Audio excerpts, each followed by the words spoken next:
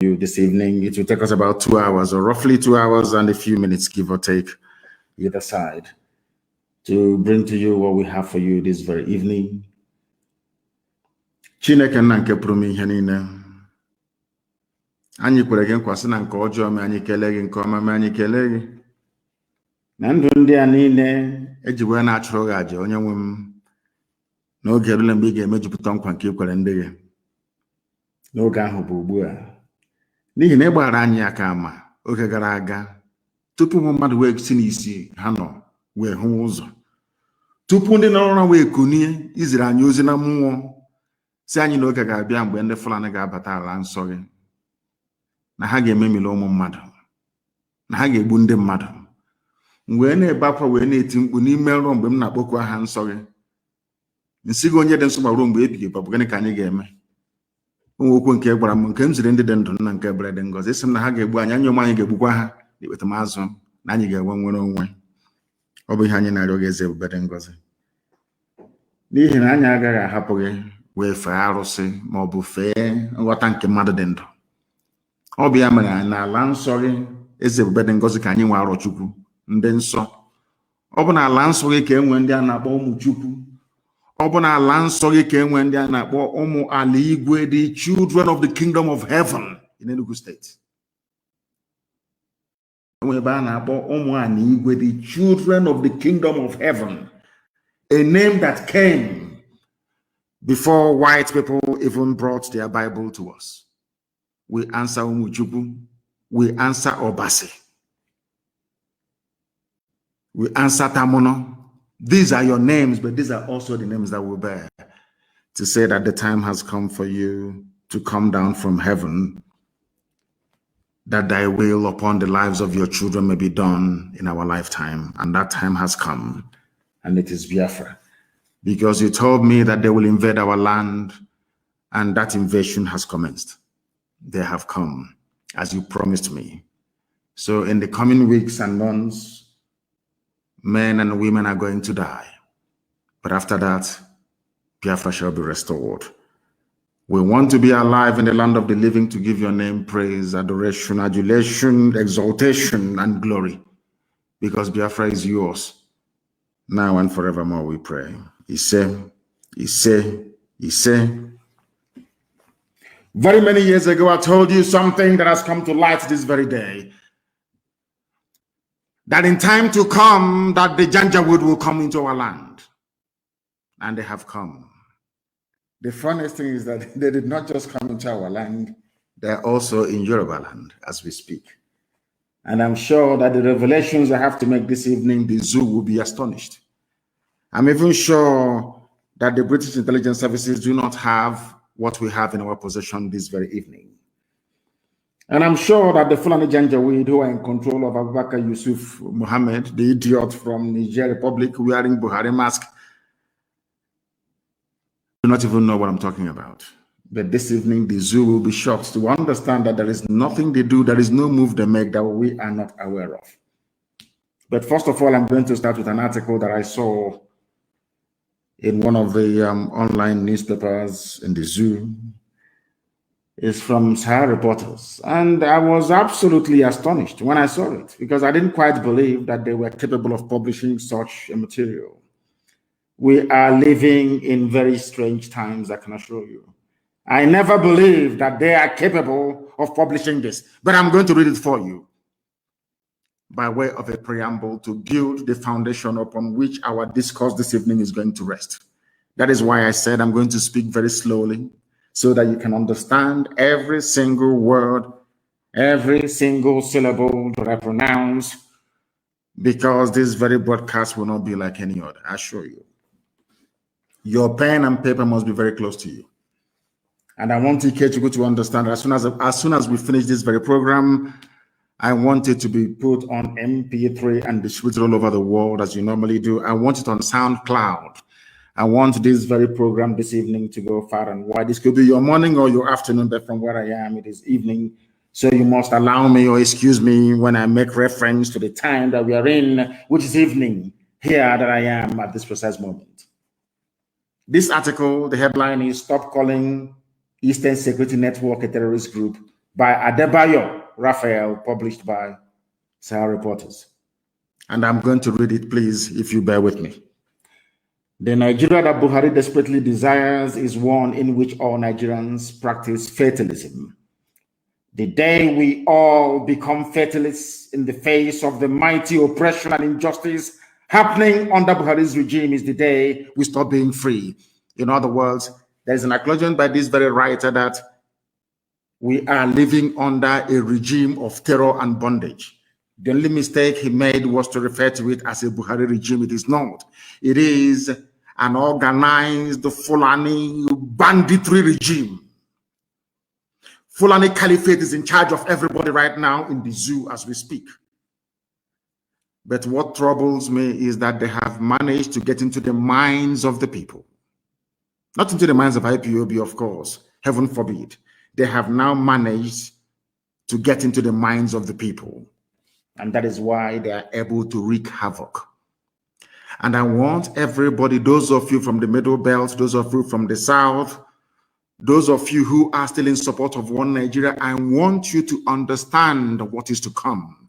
As a result of your foolishness and your stupidity, you are handing over your land to Fulani people, and I'm going to prove it to you this very evening.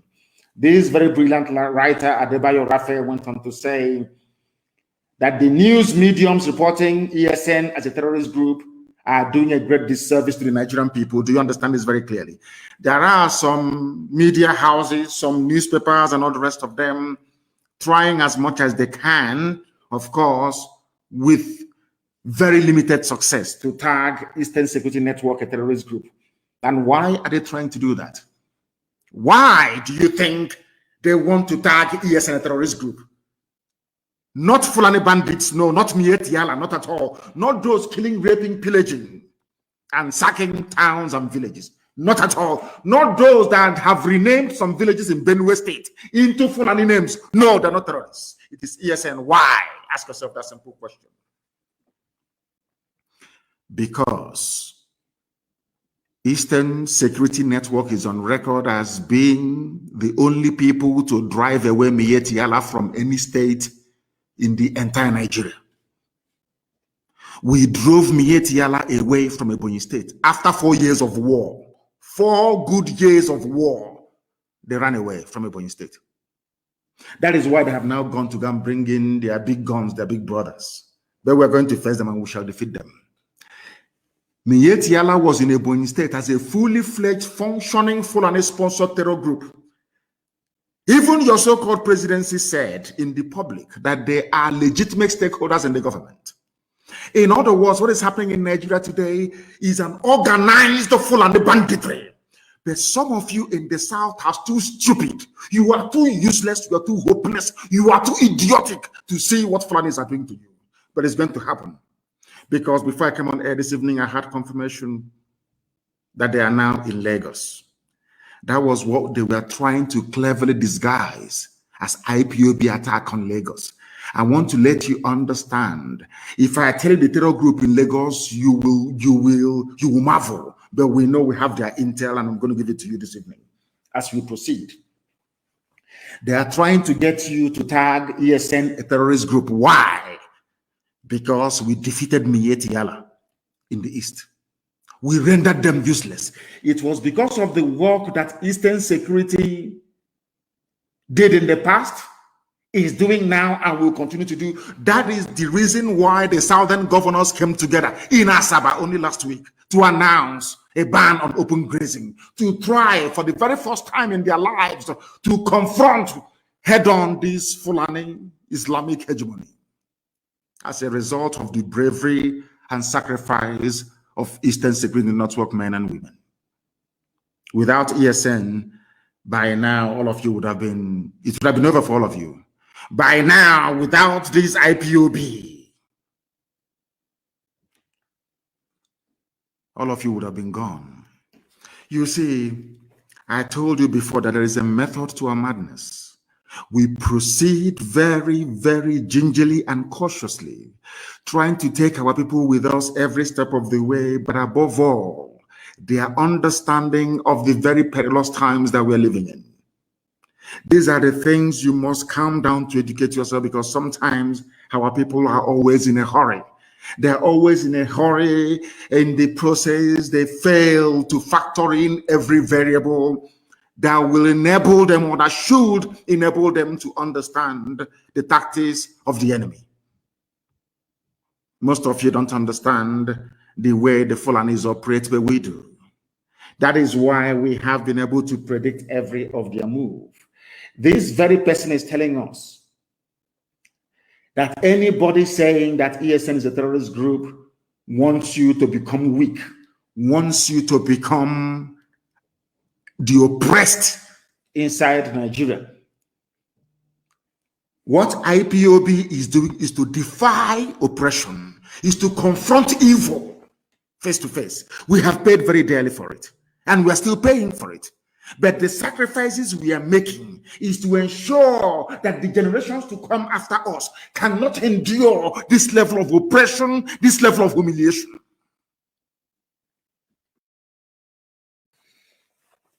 Now listen to me very carefully.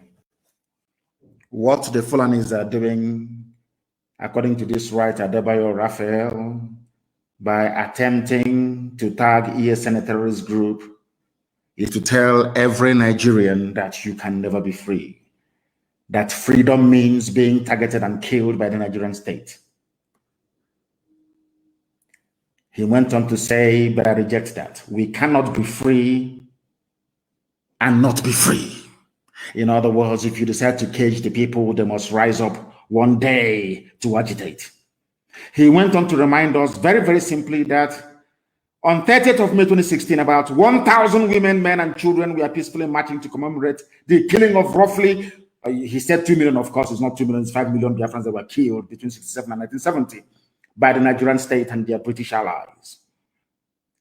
They were on the receiving end of a very terrible, inhumane terrorist blitzkrieg, that was what they called it, by the Nigerian security forces under the malefic orders of Buhari at that time when he was still alive. On that very day, a report by which all of you have, all forgotten, of course. A report by Amnesty International confirmed that no less than 150 peaceful Biafran commemorators were shot and killed. At least 70 of them injured as a result of attacks over 2 days by Nigerian army and police. All of you have all forgotten because you're black people. He went on to enumerate that this series of massacre of IPOB people were intended to put fear into us.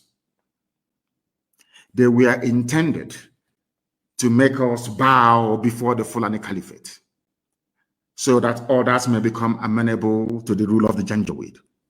But because IPOB stood strong despite all the things that we went through, that is the reason why people, especially from the south and to an extent from the north, from the middle belt, are now beginning to rise up to say that enough is enough due to all those sacrifices.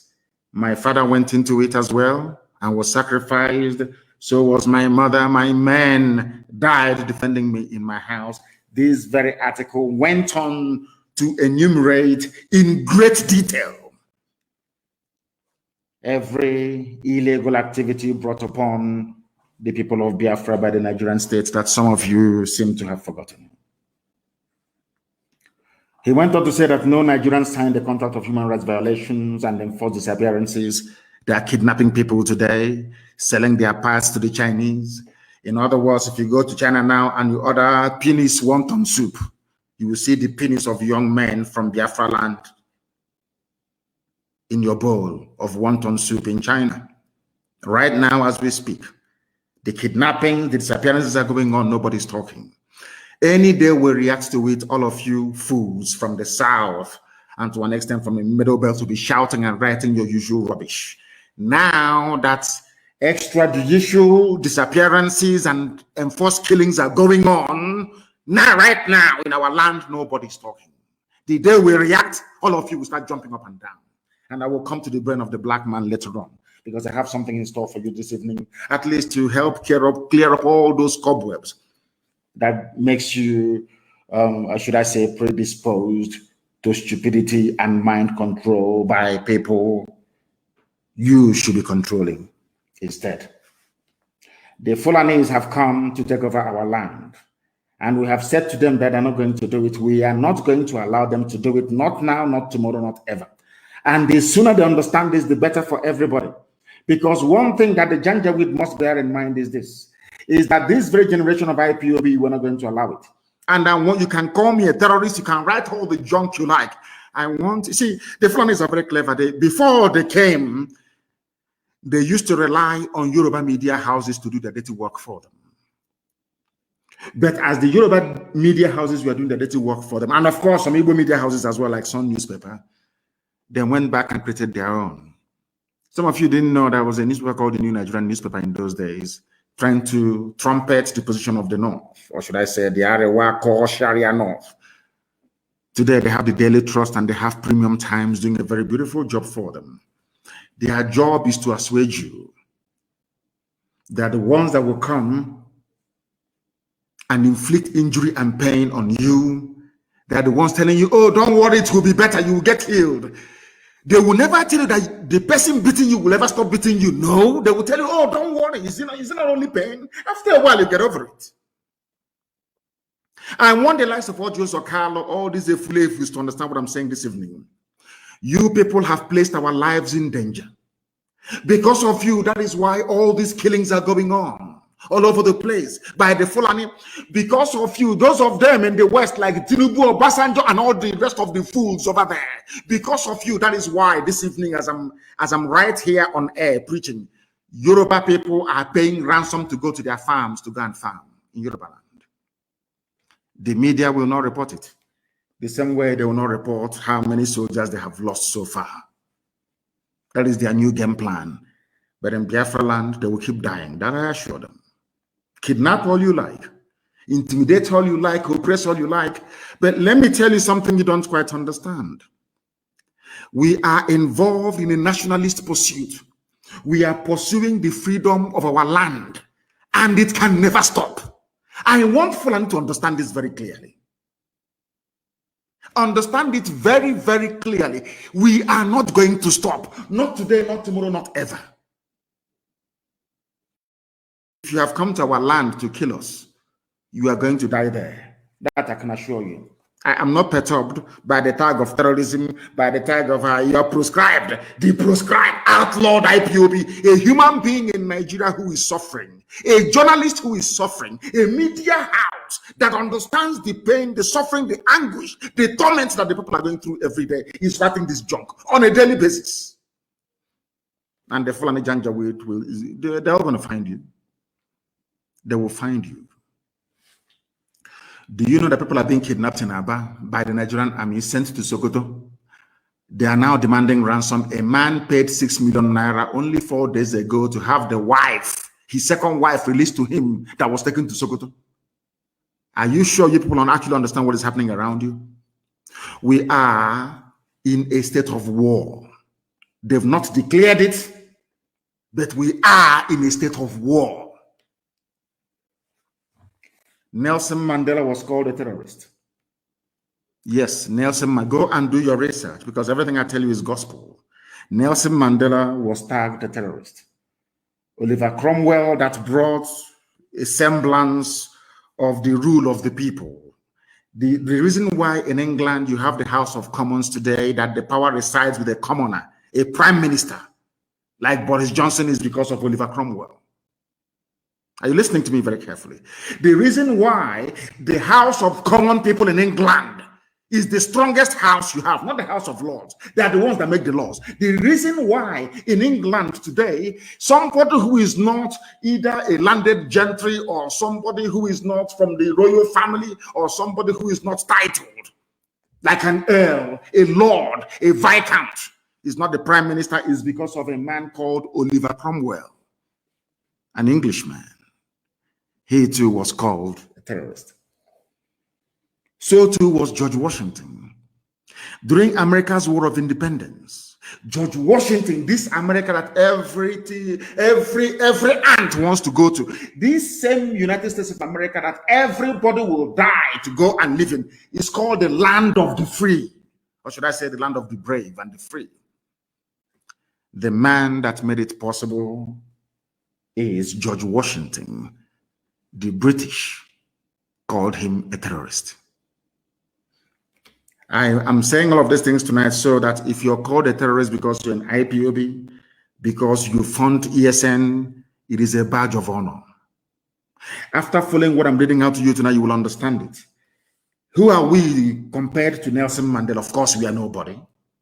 That he was called a terrorist. It didn't stop him. It did not stop the armed wing of ANC come towards his way from doing their job to make sure that apartheid collapses. Apartheid, where South Africa abducted, anything abductable, they abducted, they killed, they massacred. At the end of the day, the will of the people prevailed. Our people should not despair. We are going through a very difficult time, aided and abetted by the likes of the Sarikin Fulani, of Imo, Hope, Uzodema, the likes of Ojus or Carlo. I'm sure by now that Rochas have repented. He has asked his, in fact, his eyes are now open. All the fulefus talking about one Nigeria is now very clear to all of you that the Fulanis do not mean well. Not for us who are fighting them, neither for you who are their slaves. If Nelson Mandela can be called a terrorist, who am I? Oliver Cromwell was a terrorist. George Washington was a terrorist. Robert Mugabe of Zimbabwe was a terrorist. Even, let me shock you, all of you now. Some of you may have heard about a man called Dr. Azikiwe. Dr. Nnamdi Azikiwe is his name. I had to add Nnamdi to his name because he doesn't behave like one. Do you know that Dr. Azikiwe was called a terrorist and exiled to Ghana? Are you aware of that? Do you know who called him a terrorist? The same Britain, United Kingdom. Are you aware of that? Dr. Azikiwe, that fought and set Nigeria free. Do you know he was sent to jail by the British? Do you know that Ahmadu Bello never went to jail? Do you know that Abubakar Tafawa Balewa never went to jail? The only people that went to jail are those from the south. Awolowo and Azikiwe are the only people that went to jail in order to set Nigeria free. Are you aware of that? No, you don't know. And they were called terrorists. Yes, Nnamdi Azikiwe was called a terrorist by the British. You must listen to me attentively. I said this program cannot be like any other. You must listen attentively this evening, please, and invite people to come and listen as well. Nnamdi Azikiwe was called a terrorist by the British. Chief Obafemi Awolowo was not spared. Chief Obafemi Awolowo was called a terrorist as well for trying to set his people free. I want IPOB to know tonight that being called a terrorist because you're fighting for your land and your nation is a badge of honor. It means you've arrived. It means the enemy is scared of what you're doing. And it means that you're succeeding at whatever thing that you're doing. Are you following me? If you are in freedom fighting anywhere in the world and the people you're fighting have not come to refer to you as a terrorist, then that means you're not doing anything. That means you're not threatening the status quo. Do you understand me very well? That is why in our case, where there is no democracy, because in Africa, there is no democracy. People are very primitive. People are basically like wild animals in the forest. They have no brain. That is the reason why we need to agitate the way we are agitating, or else we can never be free. Understand this very, very clearly, please. Awolowo was also a terrorist. For the sake of Yoruba journalists in working for Channels Television, all those Yoruba people writing for the Punch newspaper, I also want to let you know tonight that Awolowo was once a terrorist because he was fighting for you. I hope you understand what I'm saying this evening. The world knows we are not terrorists. We have not gone to markets to bomb people. We have not gone to mosques to bomb people. We have not been to churches to kill people. We have not killed anybody, as a matter of fact. What ESN is doing is driving away Fulani terrorists in our forests. How can that make us a terrorist? By pursuing terrorists. How is that possible? How is that possible? Now pay attention to what I have to say. Do you remember those police they sent to Somalia? And I want people in Lagos to confirm this. I want my Yoruba brothers and sisters to confirm this, please, tonight and tomorrow morning. Do you know those police people they sent to Somalia? Ask yourself, why would any sensible country in the world send their police to Somalia? Is that possible? Do you know what they went to Somalia to do? I think that the Nigerian government will be shocked tonight that we have this intel. And I want to let them understand that the M branch of this very movement of IPOB to restore Biafra, our M branch is far more resourceful than any other organization in the whole. There is no move they make we don't know. We know how many tanks they are bringing. We know how many soldiers they are bringing. We know the type of armaments they are bringing. Everything we know. Ask the National Security Advisor of Nigeria. Ask their head of National Military Intelligence in Nigeria. Ask all the so-called big wigs of intelligence in Nigeria. And also ask the British. Why did Nigeria send a so-called policeman to Somalia to go and train people? Do you know what they went to Somalia to do? They went to go and recruit Al-Shabaab, terrorist operatives, to come to Nigeria to help them fight this war. That was why they went to Somalia. I'm sure this night they will be shocked how we knew this information. They went to Somalia. There is no country in the world after the debacle of U.S. rescue mission, Operation Hope, under George Bush Sr. No country in the world has ever dared to send their people into Mogadishu. Only Nigeria. Why? To go and recruit the very deadly Al-Shabaab terror group to come and fight for them. Remember the intel all over the place. America gave you intel a few weeks ago. I also have the latest one they gave today. When America said that terrorists are now moving south, I want to let the whole world understand. I want Tinubu to understand that even you are from, you're not safe. These are the people who are surrounding Lagos today. They are the ones in the forests of Yoruba land. Their leaders have come. The Nigerian government, the Fulani Caliphate government, sent their hardened men to Somalia to go and recruit Al-Shabaab terror group because they do not have the numbers to fight in the south. So they are complementing it with terrorists they are now recruiting across the Sahel, but most importantly, Al-Shabaab in Somalia. That was why they went to Somalia. Have you had any updates since they went to Somalia? Have they tried to show you anybody they have recruited from Somalia or how they're helping the Somali government? Have they done so? The answer is no, because their motive there is sinister. They went there to go and recruit Al-Shabaab terrorists to come to kill all of you, shouting one Nigeria with green, white, green flag. You know, sometimes I think that Elohim in heaven is maybe trying to hold us back to unleash this thing from the Fulani so that all the Fulefus will die in misery and in regret. That was why they went to Somalia to go and recruit Al-Shabaab to come to fight for them. And this Al-Shabaab, they are the ones who are in Lagos, planning to attack Lagos. But Tinubu told the police commissioner to say it is IPOB. Are you following what I'm saying? Ask your, oh my, black people, why did God make me a black person? I don't understand. Why people cannot reason. Let me ask you again. Ever since their police went to Somalia, it is a foreign expeditionary mission. How come there is no update? How many Somalis they have trained? Have you ever, how? Brain of a black man. Have you ever wondered why? You don't hear anything about that. For the very simple reason that they went to recruit terrorists, Al-Shabaab. And they are the ones now in and around Lagos, planning to launch multiple attacks in Lagos. And a human being, somebody that claims he has conscience, woke up in the morning and decided to blame IPOB for it. When Tinubu knows that those who are in the bushes and forests in and around Lagos are Al-Shabaab, hardened Somali terrorists all the way from Mogadishu that they brought in. of course, history will be kind to IPOB. As this our brother have just written. His name is Adebayo Raphael.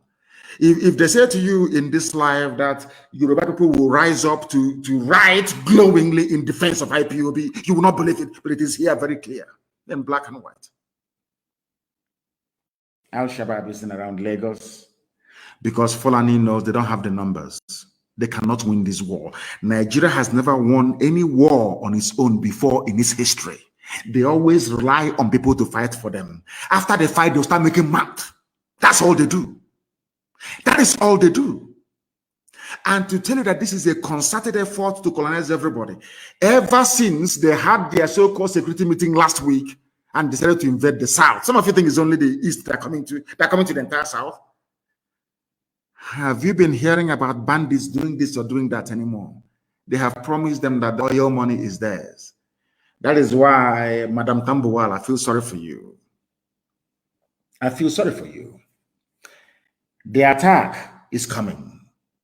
You can't escape it because it's too late. They understand that come 2023, should power leave the North, they are finished. So they must attack this. In fact, we are now forcing them to attack 1 year earlier than they had planned. This attack was meant to commence in 2022, but they are starting in 2021 because of IPOB and Eastern Security Network. May glory and praise be to the Almighty in heaven.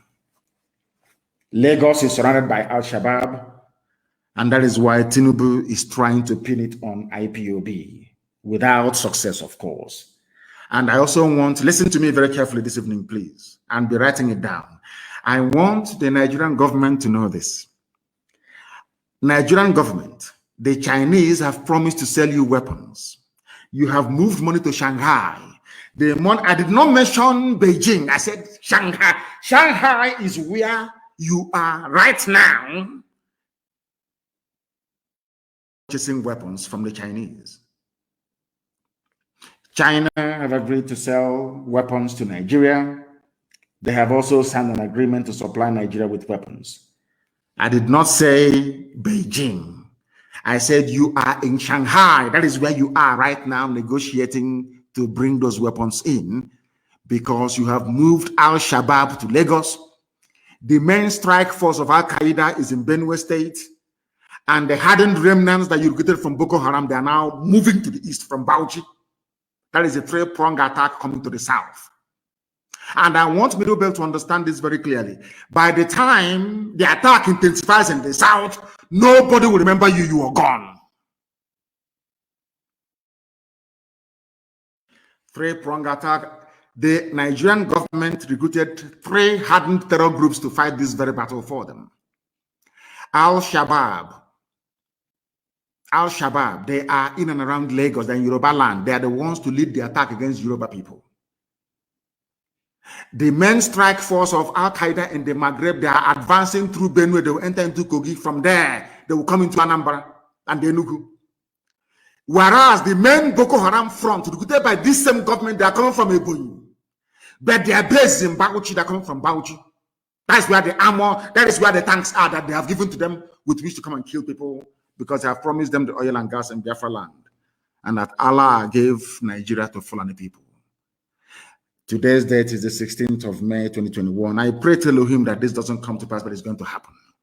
And when it happens, as usual, people will go back to this, but he said it all. He's a prophet. He said it all. Because you cannot stop what is coming. And I want you to know those to blame when they start massacring your men, women, and children. You will blame Obasanjo, you will blame Tinubu, you will blame Odios Okalo, you will blame, I don't even want to mention the Sarikini Fulani Hope that is irrelevant. You blame Rocha Sokorocha, you blame the Nnamanis, you blame Iwanyang, you will blame Mrs. Tambuwal, you will blame the likes of Edwin Clark. All these appeasers of Fulani. They always appease Fulani. They want to please them. One Nigeria. The person you are doing one Nigeria for, does Fulani believe in one Nigeria? So you think that by Fulani opening their mouth and saying one Nigeria, they are doing it because they love you? Are you stupid? Are you that foolish? They are doing it because they want to conquer you And in fact, you are conquered already. You are conquered already. Nigeria, are you not in Shanghai purchasing weapons right now, this very night? True or false? We know. When you bring them in, we are going to know. When you deploy them, we are going to know. When we destroy them in Biafra land, we will also tell you that we've destroyed them. To let you understand that our own intelligence is more than yours. Because in Yoruba land right now, not only are they refugees in Benin Republic, which some of them do not know, because the news is being suppressed, Yoruba people are paying ransom to go to their farms. Ask yourself this question. Somebody as influential as Wole Soyinka cannot go to his farm. He's a Yoruba man. Wole Soyinka, of course, one of the people that I blame for the mess that Nigeria is in. A man who is learned should be educating those of us, should be foretelling the dangers to come by virtue of his academic accomplishments. He was the one supporting Fulani janjaweed. I don't know if they were doing it to spite the Igbo people. I don't know what for. That same man cannot go to his farm. Are you following what is happening? Are you following what is happening? Of course, they gave us BBC Igbo to do to us what Punch and all these channels have been doing to Yorubas for long. They're in front of you, they'll be doing yo-yo. One Nigeria, you're dancing. From the back, they're slaughtering you. They're slaughtering you. Because Fulani needs to create a diversion. And they are masters at they know how to divert your attention. They are very good at it. And that was what our brother was writing about, Adebayo Raphael. ESN is a terror group. Nobody will ask them, but did ESN bomb any church? Did they go somewhere raping and killing people? Did they steal anything belonging to anybody? The answer is no. So what qualifies them as a terrorist? Oh, no, because they're fighting Fulani. They are fighting your janjaweedism. That is why they're terrorists. And being black people, very cowardly, very wicked, all of you are quiet. And I said this thing before, and I will say it again to the hearing of the whole world. Black people are suffering all over the world because we are a very wicked race. You can never see something evil happening and rise up to say that this is evil. Regardless of that person's ethnicity or tribe or religion, you say this thing is evil. I was in detention. I was paying for wrongfully convicted and wrongfully accused northern boys to have access to decent legal representation. I was paying for it. I was in detention. I was paying for it. I was paying for people who were wrongly accused of being Boko Haram members to be set free.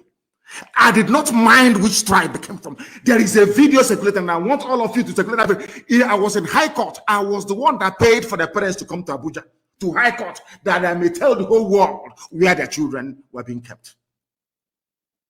I did not do it because they were Igbo or Efik or Ibibio or Biafra. No, not at all. Because they are human beings. And the truth must prevail. And I'm telling you, maybe that is the reason why, despite all their attempts to kill me, they have not managed to do so. Because this God that we serve in heaven can see the hearts of men, even in secret. And know that I harbor no ill feelings towards anybody on this earth. All I want is to be free. The reason why I want to be free is because Nigeria can never work, not today, not tomorrow, not ever. And I have pride and I have honor. I cannot be following white people all over the place, staying in a white man's land, working, them giving me everything, 24 hours, electricity, housing, education, everything. And I cannot give the same thing to my people. If I can't do that, it means I'm a failure in life. That's why we want Biafra. Not out of hatred for anybody, not at all. But Fulani wants to take our land, and we're saying, no, they cannot take it. And some of you idiotically are supporting them. In the next coming months, you will see the result of the damage you have done to yourselves. You will see it. Because I know that Fulani Janjaweed, they need access to our oil and our gas. And I'm telling the UK government today, Katrina Lang, all these plans you're putting in place, because the person on the ground directing this Fulani attack is a woman, a white woman, Katrina Lang. That's the one doing all this work for Britain. Britain, one day, You see this little snake you're feeding, this Fulani janjaweedism you're supporting, they will destroy you. One day they will kill British people in your so-called Nigeria. Go and mark my words somewhere. You people never learn. History is replete with Islamic governments you've helped in the past. They came back to bomb and to kill you. I'm talking about Britain, the UK. So will Fulani kill you one day.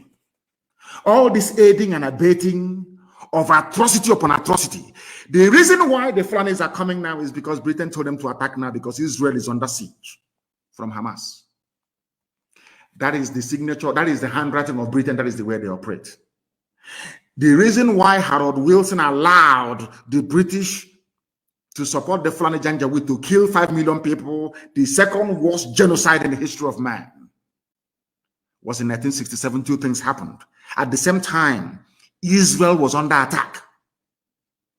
As at now, Israel was under the Yom Kippur War of 1967. Israel was under attack. As Israel was under attack, Gowon launched his strike at Gekken. Britain calculated that the whole Vietnam War and everything will take over world attention. And the whole world now is focused on Israel. So the Fulanis can now come to Biafra land and kill as many people as possible. Britain will ensure that the world will not hear about it. Are you following what I'm preaching? Are you following what I'm saying? Because what I'm giving you is gospel from heaven. Is your Chineke. The reason why they chose now to attack, it won't surprise me. I don't know. I don't have the intel yet, but it won't surprise me if Nigeria and United Kingdom has in hand in the attack that Hamas is launching against Israel. I'm being honest with you. Or maybe they knew about it. Of course, they have a very credible and formidable intelligence services. They knew about it. And what they decided was, Nigeria, this is your time now to move in because the global attention is on Israel. Go to Biafra and kill as many as you can. Subdue and suppress them. Do you know how I knew that this was going to happen? Anywhere Katrina Lang visits, anywhere she goes to, give it only 2 weeks, the army will move in there to kill people. The British, I'm telling you, it's simple research, go and do it. Anytime there is a crisis, the British High Commissioner Katrina Lang, anywhere, anytime she's on the move, you are finished. She was the woman that visited Bola Ahmed Tinubu. The next day, people were dying around Lekki Tollgate. After visiting Ojo Zokalo to go engage the Poles of the East, Ojo Zokalo gave them the go-ahead to come to our land to kill us. Katrina Lang, that's the woman's name. British High Commissioner to the zoo that they created called Nigeria. And people don't want to understand because I'm going to come to the issue of black people later on. Because the time has come for us to begin to reason properly like human beings. Do you know somebody called Davin Anderson, the US intelligence chief? He warned that southern Nigeria needs to keep its eyes open. Terror groups have taken over the region. This is the news being reported 3 hours ago. 3 hours ago. Go and Google it. Southern Nigeria needs to keep its eyes open. Terror groups have taken over the region. This was what Tinubu was trying to pin on IPOB. Are you following? This was what Tinubu was trying to pin on IPOB. So when Al-Shabaab are busy slaughtering people in Yoruba land, Tinubu will say it's IPOB that is doing it. But as God will have it, the love I have for Yoruba people stemming from the love they have shown to me, I'm being honest with you. We talk privately. The land of Baya de Banjo, the land of Gani Adams, the land of Iboho, the land of Femi Fanikayode, the land of Papa Shoranti, the land of my late friend. Why would I go and attack it? They don't know that we are under oath. Do you know we are under blood oath with our Yoruba brethren? Are you aware of that? Blood oath. That we can never, ever, not in a billion years, work against each other. Never. That is why you see their rallies. You see the way they do their rallies? That is why everywhere is bubbling. And the intelligence officer that spoke to us told us that they don't want to attack Yoruba yet. Their plan before was to attack Yoruba first, take over Yoruba land, and then come to the east to subdue us. But that the only people they fear is IPOB. Go and ask them. That is why they want to demonize us. If you're from the south, I want you to listen very carefully. If you're Biafra, if you do the war, even from the Middle Belt, the United States has said that the southern part of Nigeria should stay on alert because terror groups are already establishing their presence in the country and moving down south. The warning was made in a media briefing by Davin Anderson, commander of the U.S. Special Operations Command Africa. He said Al-Qaeda is also expanding to other parts of West Africa. We have engaged with Nigeria and continue to engage with them in intel sharing and in understanding what these violent extremists are doing. Not IPOB. Al-Qaeda is there. Al-Shabaab is there. Three-pronged attack. ISIS in West Africa is there. And Tinubu wants to pin it on IPOB. Do you see how evil these men are? But our God is fighting for us. That is why we receive. They don't even have this intelligence we do. I know where they're buying weapons now, Fulani. Fulani can never fight a war on their own. And I told you that all the barracks you see in the east, they're empty. Nobody wants to join their army. That is why they're drafting people from Baguchi. If you claim that 82 division in Enugu is strong, Obinze is strong, or Hafia is strong, or Onitsha is strong, they are all there to intimidate all of you into submission. That the Fulanis may rule over you. That's all. There are no men. They have to go, and now they are recruiting terrorist groups to come and fight for them. You must understand what is happening. Therefore, it never came to me as a surprise. Katrina Lang, the UK High Commissioner to Nigeria, wants the Igbo race to be wiped out. The same way people want the Jews to be killed. Any day our people rise up to recognize and understand this, the better for all of us. Some people want us dead. Not that we have done anything to them. No, not at all. But because United Kingdom believes that the coming of Biafra will herald the coming of Christ, that the world will come to an end. Any day the black man acquires reason. Any day the black man can build a car. Any day the black man can feed himself. That day the world will come to an end. That's what they believe in. And they know that it is Biafra that holds the key. They understand that very well. That is why it never came to me as a surprise that after Katrina Lang visited the arch-traitor Joseph Carlo, the very amorphous, headless monster known as Fulani Caliphate declared effectively the Second Biafran War. Something tells me, as I told you earlier, that the timing of this war on Biafra has something to do with Britain. Because in like 1967, Israel today is at war the same way they were at war when Nigeria attacked Biafra in 1967. They now want to use it as a cover to commit genocide. And I'm telling Biafrans tonight that we are effectively on our own. We have been given two choices by the United Kingdom, the slave masters and the colonizers. The UK have given us only two alternatives. And I call it the devil's alternative, of course. We either submit to the will of their puppets, the Islamic Caliphate, or we will be wiped out from the face of this very earth. The question you must ask yourself tonight as a Biafran, as a Southerner is, do you want to be a slave to the Fulani Caliphate, or do you want to die on your feet? Live for 1,000 years on your knees, as most of them are doing without even knowing it, or you die on your feet. The devil's alternative. Whichever option we choose, men are going to die. Which one do you prefer? Are we going to fight and die like men? Or are we going to submit to a life of Allahu Akbar? It's entirely up to you. The time is now because the enemies, they have come. I didn't say they are coming, they have not come into our land. And as I promised them, if God is on our side, which I know he is on our side, this army of Nigeria will die in Biafra land. That is how God intended it to happen. Many of us are going to die. And I'll be leading it myself, mind you. Many of us are going to die, but Biafra is going to come. And everything called Nigeria will perish in Biafra land. The world must be prepared for what is to come.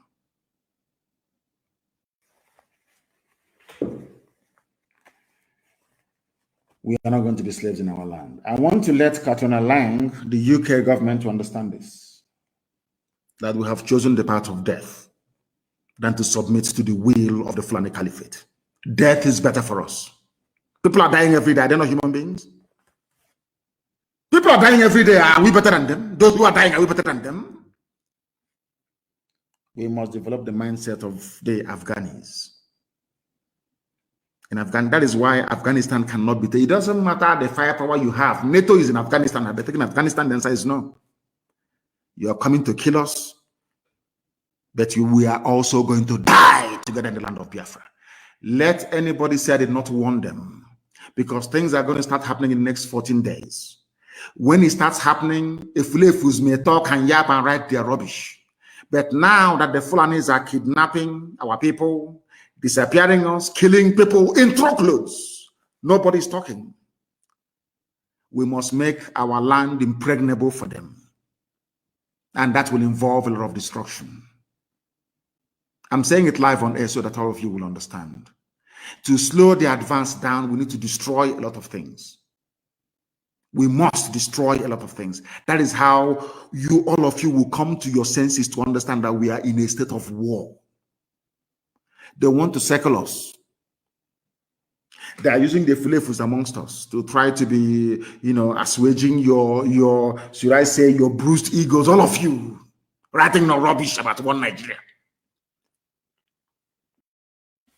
From next 2 weeks, we are going to start dying for what we believe in. Not 1 or 2 or 3 or 4. We are going to die en masse, and we are going to take them with us. By the time the slaughter happens, it will be so intense that you see that CNN, they'll come to Biafra to cover this very war. That is about to happen. You see CNN, all of them running away from Biafra, they will cover it by force, because we are going to kill every Nigerian soldier on Biafran soil will die. God is my witness. And I will lead this very army myself. I want the UK to understand that we have chosen to die than be slaves. At the end of this newly declared war against Biafrans, many of us will perish, but out of these very ruins, Biafra is going to rise up again to the eternal glory of Chukwukikabiyama in heaven, that his will may be done on earth as it is in heaven. I want them to understand. Let it not be tomorrow people say, oh, but the suicide bombing is not part of our nature. It's not our life. It's not our culture. Now that Fulani are there, we are going to die with them.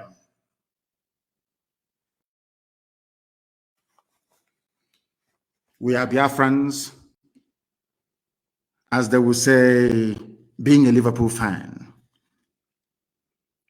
What we do in life echo in history, as they sing. What you achieve in life will echo, because it's appointed unto man to die only but once. Earlier I was mentioning Mandela, I mentioned George Washington, I mentioned Oliver Cromwell, I mentioned Mugabe, I don't even know if I mentioned Castro or not. All these were called terrorists. They are all dead, but they are immortal, because we still mention them till this very day. We crave immortality, and in 14 days it will start. Don't say I did not warn you, please. Don't say I didn't warn you. Fulani brought war to our land. All we asked them to do was to leave our forest and go and live in the township, rent a house and live in the town, bring down your nama, sell it, and do whatever you want to do with it. You cannot stay in our forest. You cannot stay there. If you stay there, you will die. That is the only crime that Eastern Security Network committed. Nobody can tell us today if their mosque has been bombed by ESN or any church or any village or anyone, nothing. So these people you're calling terrorists, what is their crime? Because they said that we cannot take over their land. That is the crime of ESN and IPOB by extension. As I told you a few weeks ago, the janjaweed have opened the floodgates of hell. And unto thy hands, O Elohim, we commit our spirit. As they will say in one very popular movie, those of us who are about to die, we salute you. Because the land of Biafra will be defended with the blood of anything that moves. Rather than the Fulani to take over Biafra land, there will be no living organism in that very place. I am warning every traditional ruler, every governor, every senator to understand what I'm saying this night and take it on board. And do not quote me out of context. If you want to be a Fulani slave, go to the Middle Belt and join them there. All of you can be slaves to one Nigeria. That is your business. You say the land of Biafra, we cannot surrender to anyone.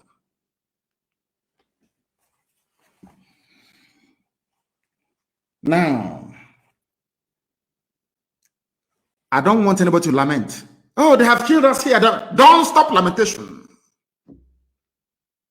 All we need is action. Not Rambo style action. If you want to know how Britain ran away from Israel, go and read the book.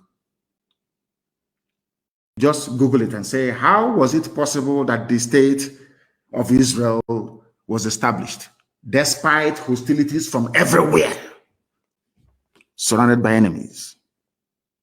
But they still succeeded because they blew them out of Palestine, or they call it Palestine, which was a name, just as they're calling us now, Southeast. They don't want to call us our name Biafra. After the Romans took over the Holy Land, they named it Palestine because they said that the Jews were too stubborn. They raised the name Israel and called the place Palestine. That's what they do. Because when somebody wants to completely overwhelm you, they change your identity for you. And if you're a very stupid black person, as most of us are, of course, in Africa, you swallow your new name, hook, line, and sinker. Israel was named Palestine by the Romans that came and burnt the temple down because of rebellion, that they were too rebellious. The same thing they tried to do to us. We must be very, very strong. Go and ask them how they did it. They blew them away from there. Not all this Rambo on the road.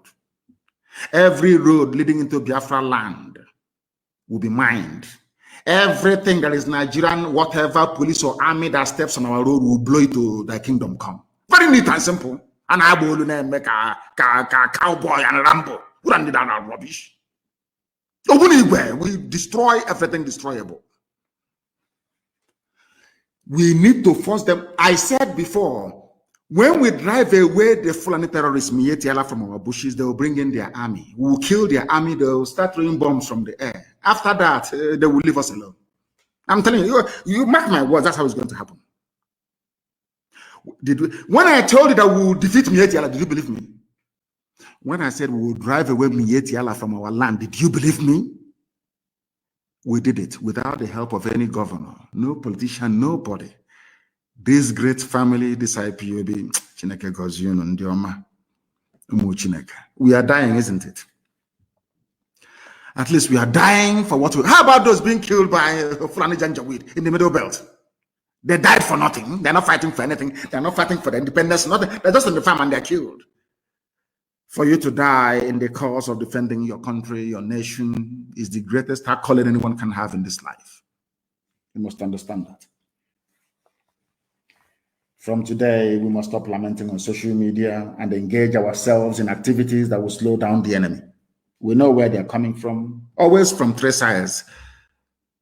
They'll try to come from Kogi, they will come from Ebonyi axis, they'll come from Enugu. Only three sides they can come from. Only, nothing else. We slow them down. We destroy everything destroyable to slow them down so we can kill them. They're not trained in war because they're not patriotic. These are terrorists. What inspires them is some stupid quote in the Quran. What inspires us is the gift that God gave to us. That this land of Biafra is ours. In perpetuity. No one can take it from us. No idiot can. We are in a state of war. Every scientist, everybody must come out now to begin to prepare. We are going to dig our trenches. We are going to amass everything that we have built so far to prepare to repel the invaders. Every DSS office that we know of, every army cantonment or barracks that we know of will be placed under surveillance. And we must begin to deal with them as we lay our hands on them. Because before I came on air today, I wanted to apologize to white people. You know, before I used to be very angry about against slavery, against colonialism and all the rest of it. But in a way, today I want to apologize to Europeans and to Americans that enslaved black people. Because I have come to believe that the best thing that ever happened to we black people is slavery and European colonization. It's tongue-in-cheek, if you understand. It's sarcasm, if some of you can actually absorb it. Sometimes I wonder what would have become of us had Europeans not mercifully sold us as slaves, colonized us, or given us limited knowledge with which we are making mouth today, boasting. I went to school. I went to Harvard. I went to Princeton. Oh, God. Because I believe very strongly that we black people, we are a disgrace to humanity. Shameful. If with all our education, claims of patriotism, and goodness knows what else, we are still being fooled that Buhari is alive, then no black man deserves freedom. The black race, I believe, as somebody said a while ago, I don't know if it was in Powell, I don't know who it was that said that Africa should be colonized again and dominated forever. Maybe they have a point. It seems to me that black people are intellectually inferior to every other race in the world. As I tweeted, was it yesterday? Without Nigerians, I wouldn't have known how easy it is to fool and deceive black people. Since our brain cannot even interpret what our eyes can see, how is it possible that we can transform our society to serve our needs? It's not possible. If when you see something, you can even interpret what you're looking at. We are foolish, both old and young. But in Biafra, we're going to redeem ourselves. Because it seems to me that we have eyes, but we cannot see. We lack the capacity to engage the relevant sections of our brain that has to do with critical analysis. That is why Flannery can come to and say to you, IPOB is a terrorist group. You, as a southern journalist that went to school, a journalist that went to school, you will say, instead of you to ask the government, but what did IPOB do for you to outlaw them? When Mietiala is going about killing, raping, and maiming people, you are outlawed, proscribed, outlawed. You can't ask questions because you don't have conscience. That part of our brain that has to do with critical thinking and analysis, in black people, I don't think it is working. When you see something that is beautiful, don't you say that thing is beautiful? You may not have been to Niagara Falls, you may not have been to Obudukato Ranch, you may not have been to Uguta Lake, you may not have been to, I don't know, Otampa River, you may not have been to, but when you see beauty in nature, the first thing you do is to acknowledge it. When you see a handsome man, a beautiful woman, you don't need anybody to tell you that this thing is beautiful. You will say, oh, but this one is so beautiful, or this television is so pretty. Do you know why? Because your brain automatically identifies anything that is beautiful. That is how human beings are created.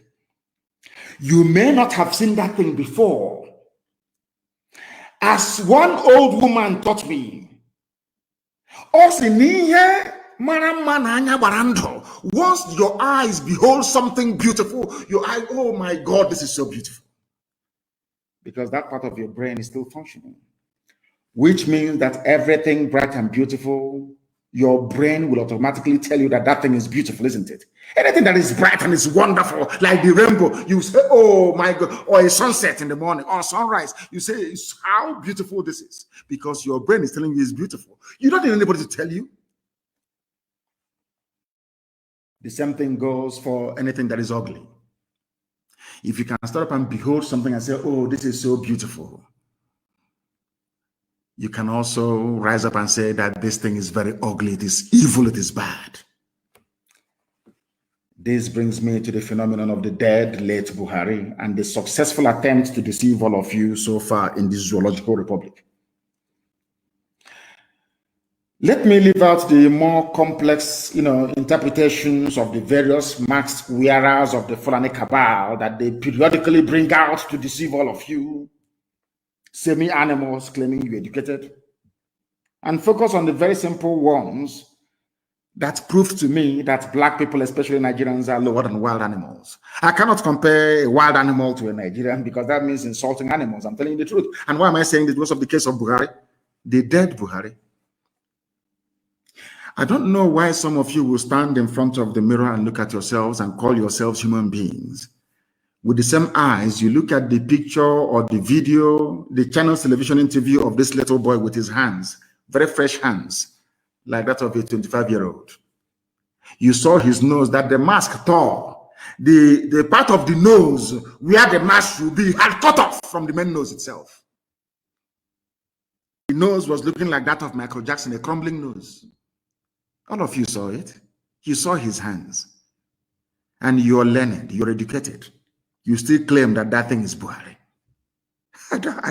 For the life of me, I can't understand. I mean, if you say that that thing in front of Channels Television is Buhari, may God have mercy upon your soul. That means that everything that Ku Klux Klan have been saying about black people is true. That these people are beasts, they cannot read. Even when they say the truth, they cannot stand up to say that this is what it should be. I want to know why Nigerians, having seen the hands of this little boy and the nose that is crumbling, you have all seen the obvious flaws in the mask that the janjaweed have given to these boys to wear. You still cannot bring yourselves to ask a simple question. Do you know the person that you saw the other day? Is that little boy called Tatagwe? He used to be a comedian. He's an Igbo boy. I think he was born and raised in Zaria. You know that boy that used to mimic Buhari? Why haven't you asked yourself, where is that boy? Zoological Republic. Why haven't you asked that time? His name is, I think it's Tagwe, they call him. Why have you not asked yourself, where is that comedian that used to mimic Buhari called Tagwe? Do you know what they did to him? They took him to Asarok. They gave a Fulani girl to him, converted him to Islam. So you don't know? Of course. So because they know that Yusuf Abubakar Muhammad is useless, cannot speak.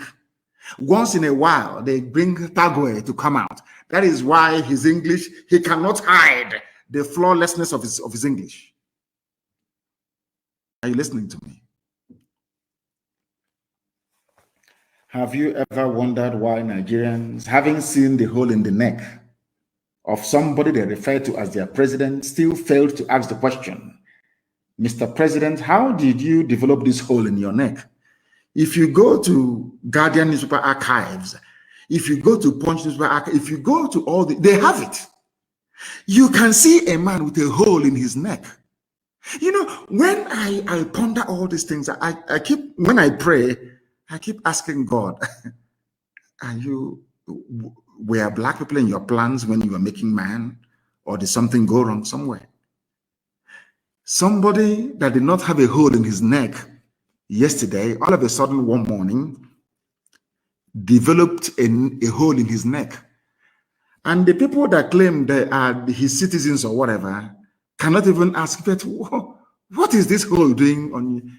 Did you have any surgery, or were you breathing from your neck and they failed to close it? And these are people that want good roads and electricity and good governance.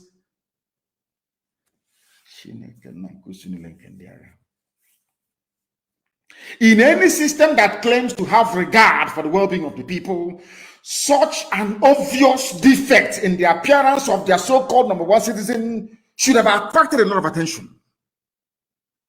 Anywhere in the world. Can you see Biden? Only that Biden fell down climbing the steps of Air Force One. It was everywhere. Can you imagine Biden coming out tomorrow at the Rose Garden of the White House with a hole in his neck? What do you think will happen? what do you think will happen? Black people, this UG, black. Why can't you ask yourself this simple question? What caused that hole in his neck? Now, if you're telling us that this man is 82 years old, how come his hands looks as fresh as that of my grandchild? Simple questions, but you can't answer them, or you can't even ask them to start with. That is what makes you a black person. And that is the difference between you and the white people.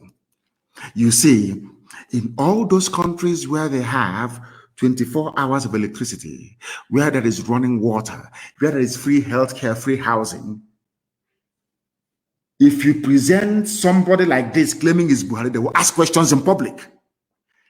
That is the difference between white and black people. And that is why they are still controlling us till this very day. You know, sometimes it is easier, I should say, to deceive people than to educate them. Especially those who have been enslaved and deceived. That's why so many people don't want to learn about the evil that is going on in Asarok. Even when you see it, you don't want to say, oh, bring 2023. Let 2023 come so another person can go in. Typical black people. And you keep wondering why you are poor. You keep wondering why God has abandoned all of you. You keep wondering why you have no good roads. You keep wondering why you go out and the army will kill you and nobody will talk. You keep wondering why you be in your home and the police will come and kill everybody and nobody will talk.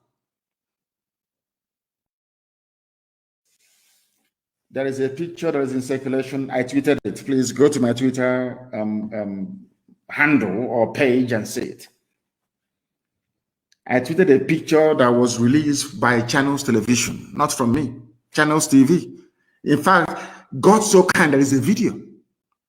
I want everybody to pay attention to the maxed, crumbling nose and young, fresh hands of this latest version of an 82-year-old dead Buhari. An 82-year-old man looking so young and so fresh. Now, the question any sensible person will ask is this. Anywhere in the world, I believe even white people will ask is this.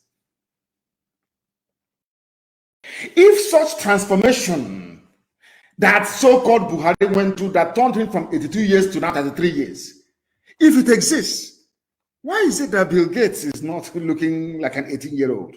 Or even Biden, the strongest man in the world, allegedly, or even Tinubu, that not only looks old, but very, very ugly at that. Don't you think that all of them would have opted for a more youthful appearance to coincide with, you know, even Tinubu from 79 to 69? If it were possible for him to make himself appear young and look 69, he would have done it. He would have done it, but he cannot do it. Because who you have in Asorok is not Buhari. Buhari is dead long time ago. Look at his hands. I want any Nigerian to look at the hands of that little boy and tell me that that boy is Buhari. Just look at the hands. And don't take the picture because it's Photoshop. Go and play the original Channels Television interview and you'll see it. He kept pulling at his nose mask. Now, because we lambasted them, because of the pomo ear, they're now tying it around his neck. None of you can ask questions. Chai. This UG. One of my greatest regrets in life is being born a black person. Because sometimes I wake up in the morning, I'm thinking to myself, how can I be thinking this way? And there must be other people capable of thinking the way that I'm thinking. How can you say that somebody is Buhari? He cannot put his mask around his ear. It's around his neck. You can see the nose, double fold nose crumbling. You can see it is the mask that tore. Yes, you cannot ask questions. You are there, you are looking at the fresh hands. The fresh hands. If whatever Buhari went through was possible to make him to turn him from being 82 to 33, why didn't Prince Philip do the same thing? Queen Elizabeth of England. Why didn't Queen of England do the same thing for her husband that just died? But because we are Africans. They can deceive Ifulefus and Nigerians, but they cannot deceive IPOB. It is we black people that destroyed ourselves with our own hands. Nigeria is a typical example. I will no longer blame any white person. I will not even blame anybody. You see, Ku Klux Klan, all these racist groups, I can never blame them anymore. Because one day I was thinking to myself, a white man just can't be racist for the sake of it. Why are they not being racist towards Japanese people? It is dawning on me that we are the reason why people are racist towards us. Our behavior and our way of thinking. We black people destroyed ourselves with our own hands. These people have made a mockery of their own constitution. If they cannot obey their own laws that says that once the president dies, the vice or deputy takes over, how do you expect the rest of the animals in the zoo to obey the constitution? Fulani Janjaweed, I'm asking you this question. Fulani Kaba, you have disobeyed the constitution. Buhari died on the 27th day of January 2017. Instead of you to swear Osibanjo in as the president, you kept a mannequin, moving one idiot from place to place. That is why there is no live address. They cannot address you live. They cannot do any walkabout. Nobody can visit them. Nothing. These Yoji black people, you are the cause of your own problems. And everything is in your brain. The way you reason, the way you approach issues, the way you analyze issues is the reason why you are poor. That is why it appears as if the whole of the world hates you. They call you nigger, they call you all sorts of names, not because they hate you, but because you hate yourself. The way you reason and the way you behave. We destroyed ourselves with our own hands.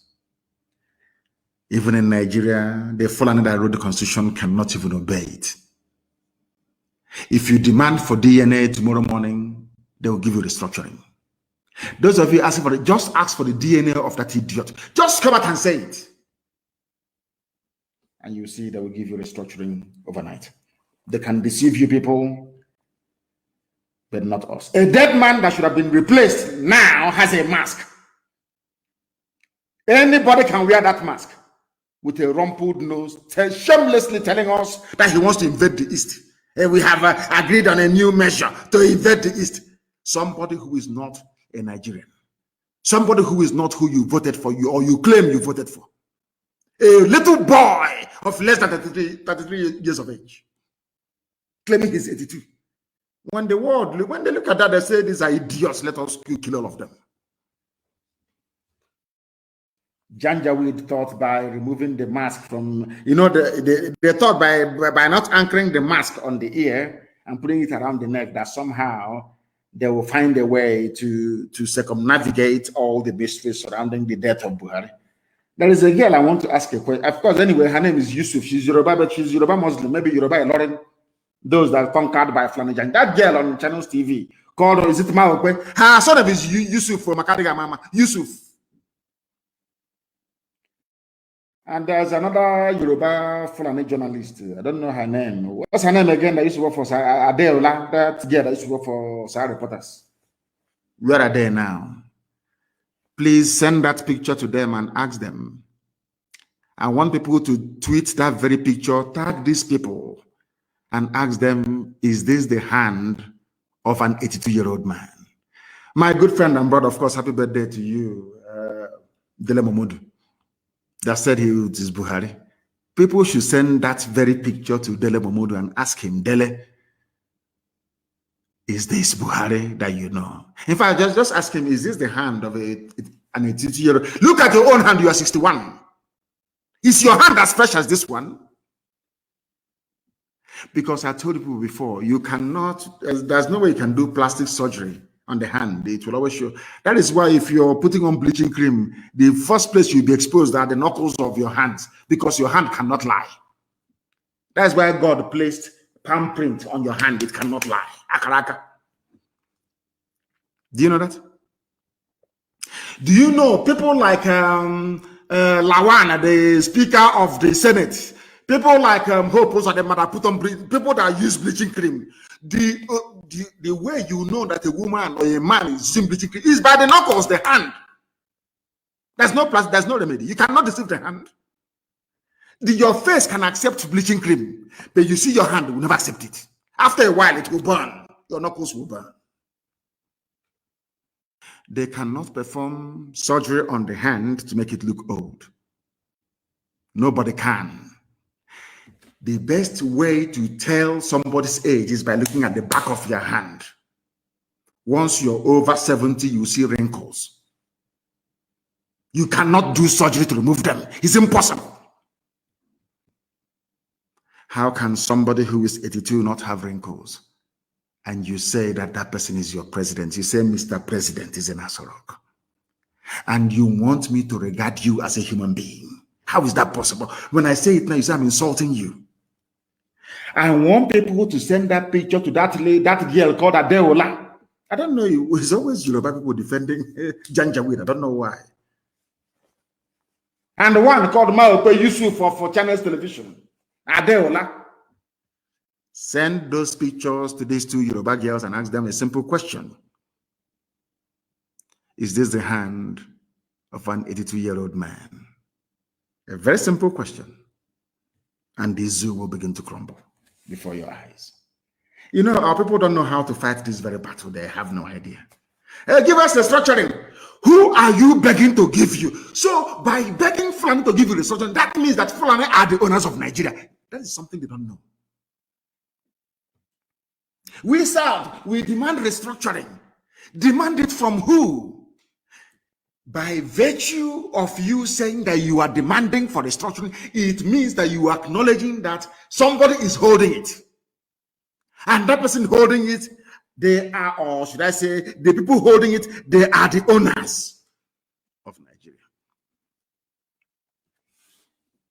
Oh my goodness me.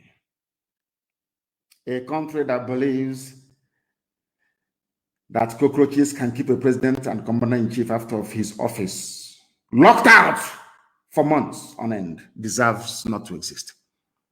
You people are the same Nigerians that Abba Kyari told you that rats and cockroaches prevented the president from accessing his office upon his return from medical whatever in London. And all of you believed it.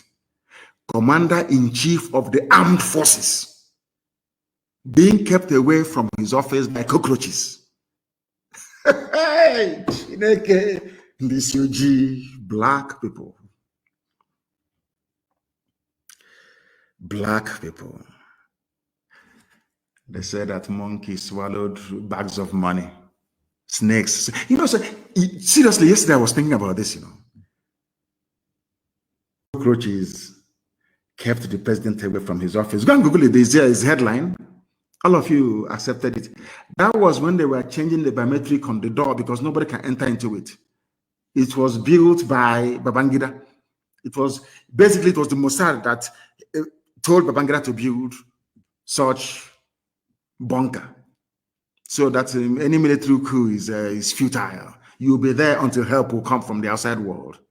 So they need to scan your retina and your thumbprints to enter there.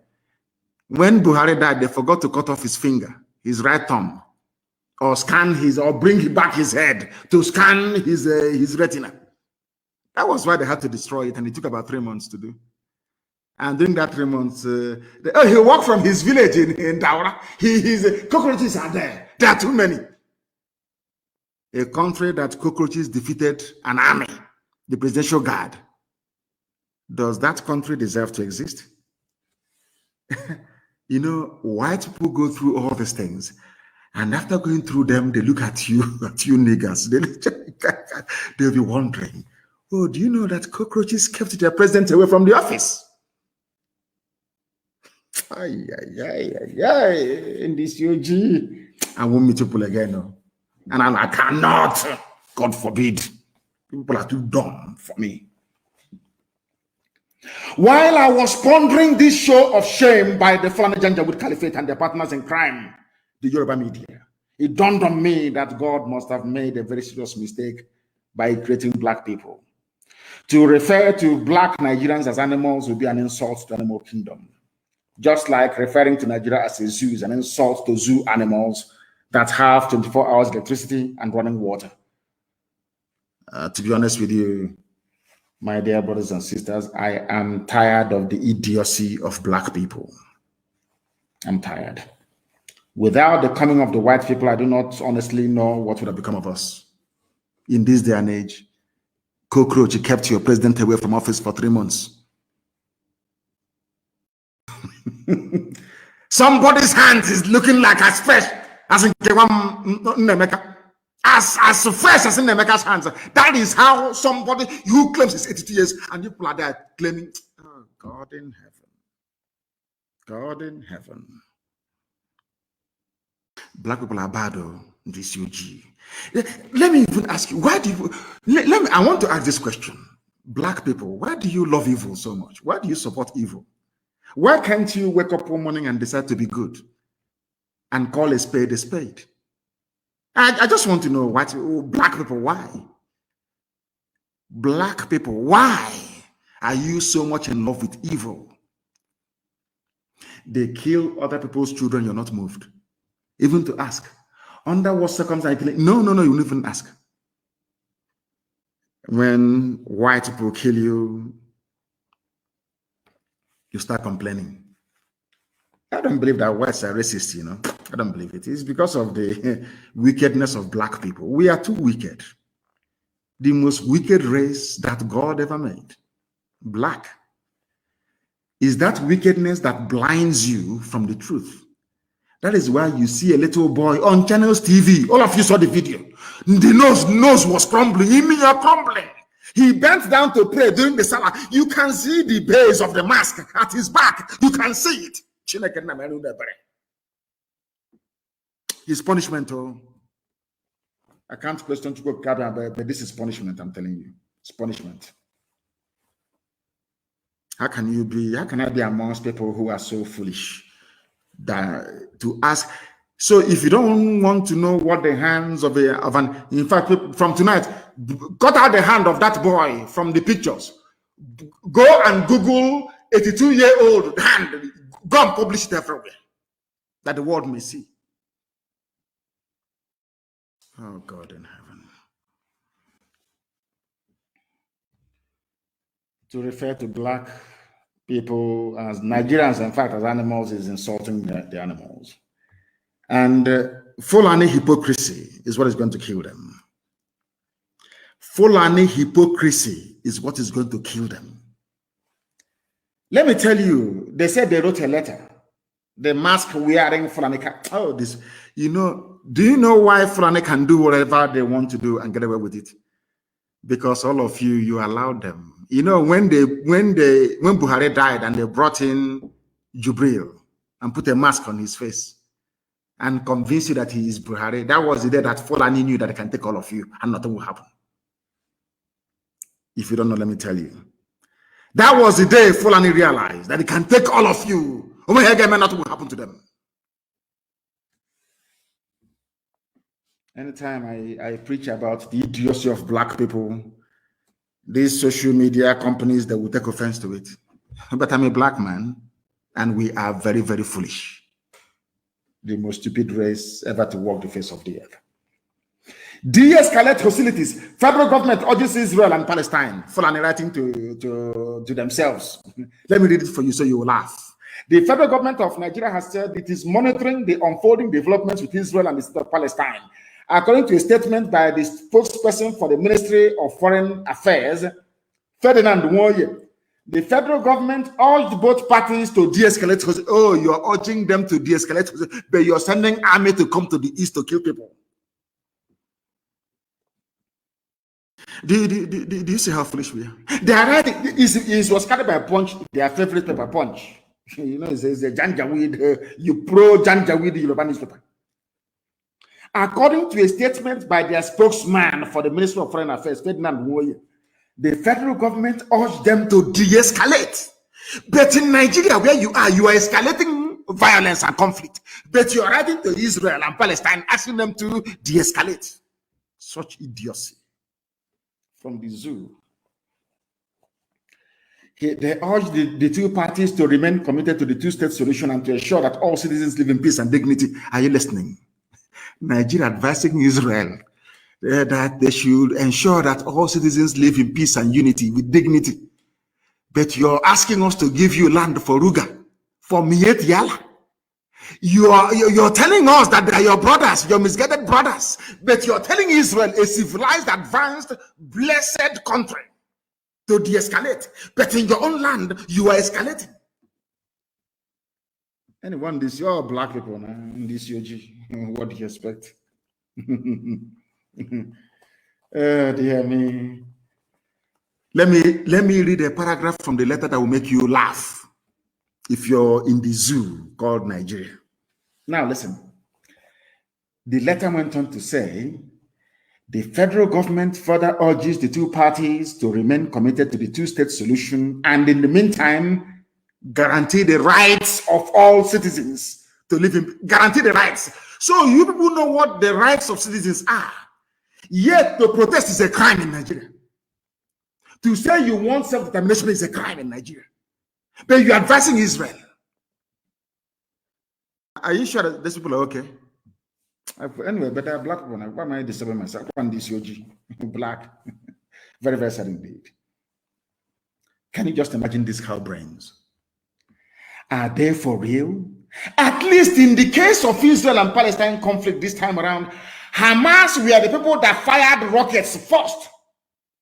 Maybe what is happening to black people is now happening to human. Israel was on their own and Hamas started firing rockets at Israel. And Israel had to respond with overwhelming force. Now, despite the fact that Hamas were the first to fire rockets at the state of Israel, the letter from Fulani Janjaweed Caliphate in Asarok is de-escalate. They never blamed Hamas for firing rockets at Israel first. No. And that is not the topic of discussion tonight. It is called context.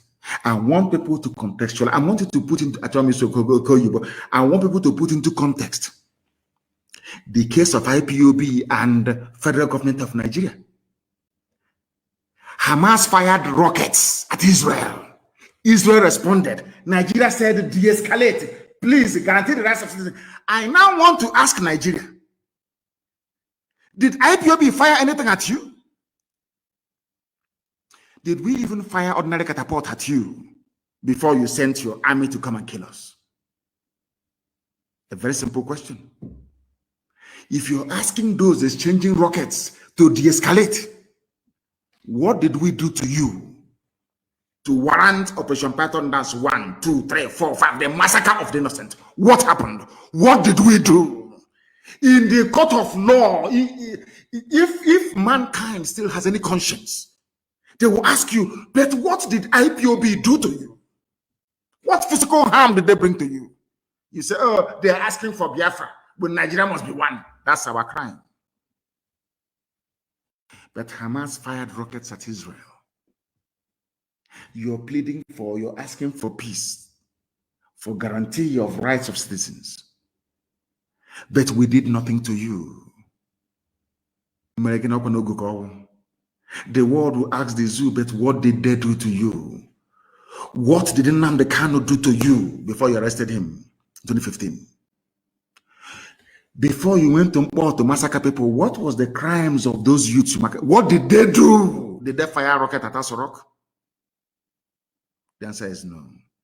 Now, when you live in a society that fails to rationalize the rights and the wrongs of what the government of Nigeria is doing to agitators, then you don't deserve to be called a human being.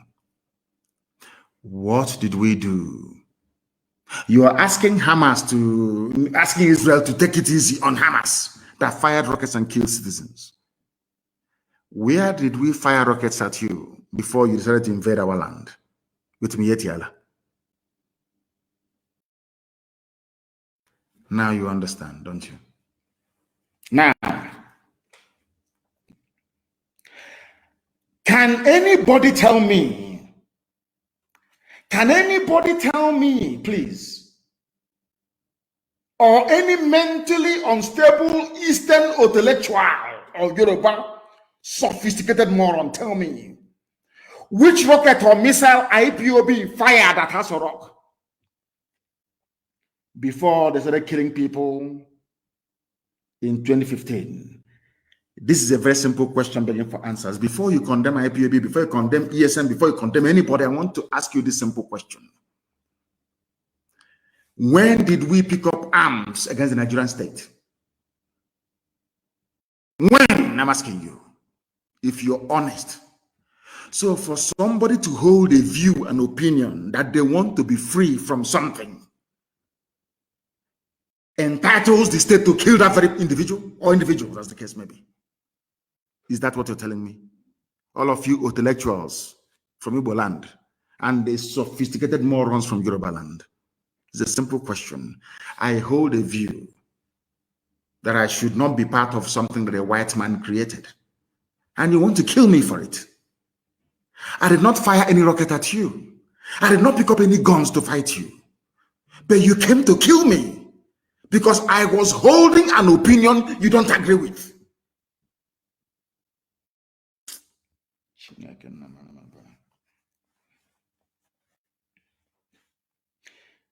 They must answer this question. The late dead Buhari came into office in 2015. Before that, there was Jonathan. I want you to understand this very clearly.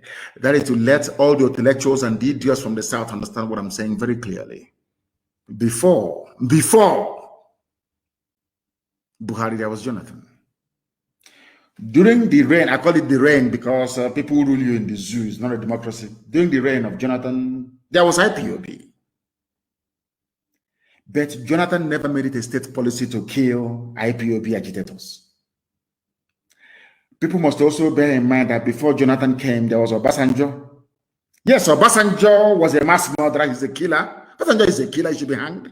Obasanjo is a mass murderer. You've forgotten Odi, haven't you? Others may forget, but we can't forget. Who was responsible for the Odi massacre? Obasanjo. Zaki Biam Obasanjo. Murderer, mass murderer he is. Even during the war, he was a mass murderer, pretend mass killer, because he's a spy for Western intelligence agencies. That's why he's still alive, because he's a spy for them. These are the people that betrayed Africa. Obasanjo were one of those that betrayed Africa to the core. A spy. When he's talking, you think he loves Africa. Rubbish. Ask him how many agencies around the world is he informant for. Odi massacre, Obasanjo. Zaki Biambo, Obasanjo. He killed people, but at least he didn't go, like he killed MASOP members as well. But he was not as senselessly brutal as the late dead Buhari. Obasanjo was a mass murderer. Obasanjo killed people in the Middle Belt. He killed people from Biafra land, Odi. But let me tell you something that will shock you tonight. The same thing IPOB was asking for was what the North asked for in Sharia. They agitated for Sharia. And Obasanjo agreed to grant them Sharia across 12 states of the North. Is it 13? I don't know. Nobody killed them for it. This same Fulani asking you not to talk about restructuring or banning Fulani headsmen from coming to the South. They had an issue of national concern to them, being their own Sharia. They wanted Sharia law in the North. And it was given to them. There was no legislation in the Federal House of Assembly, be it Senate or House of Reps. Nobody told the Alekalis of the North or the Sultan of Sokoto, please go to National Assembly and discuss Sharia. Or Obasanjo just appraised and gave them Sharia without any fanfare. No fanfare. Are you listening to me? I want to unmask the hypocrisy of the Fulani Janjaweed Caliphates because they are hypocrites.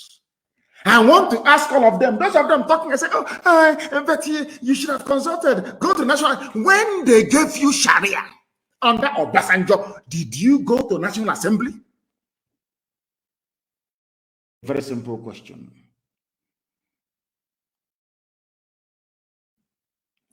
You are begging them for restructuring. When they restructured Nigeria, did they beg you? They went to Obasanjo and said, if you don't do this, we'll start. Obasanjo gave them immediately. You have been debating restructuring for how many years?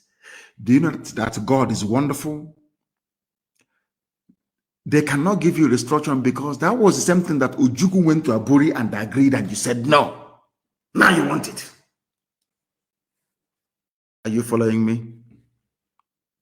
When the Fulani wanted, because it is effective restructuring, Nigeria operates two systems, one Sharia, one common law, should I say, secular law. When Fulani wanted Sharia, as the South is now calling, some of them are calling for their restructuring. Fulani, did you go to National Assembly for laws to be made or passed granting you Sharia? It was an executive fiat by Obasanjo, and he granted you your janjaweed Caliphate in the north. Now tell me, did anybody kill you when you were agitating for Sharia? It's a simple question I want to ask the bandit negotiator, Sheikh Gumi.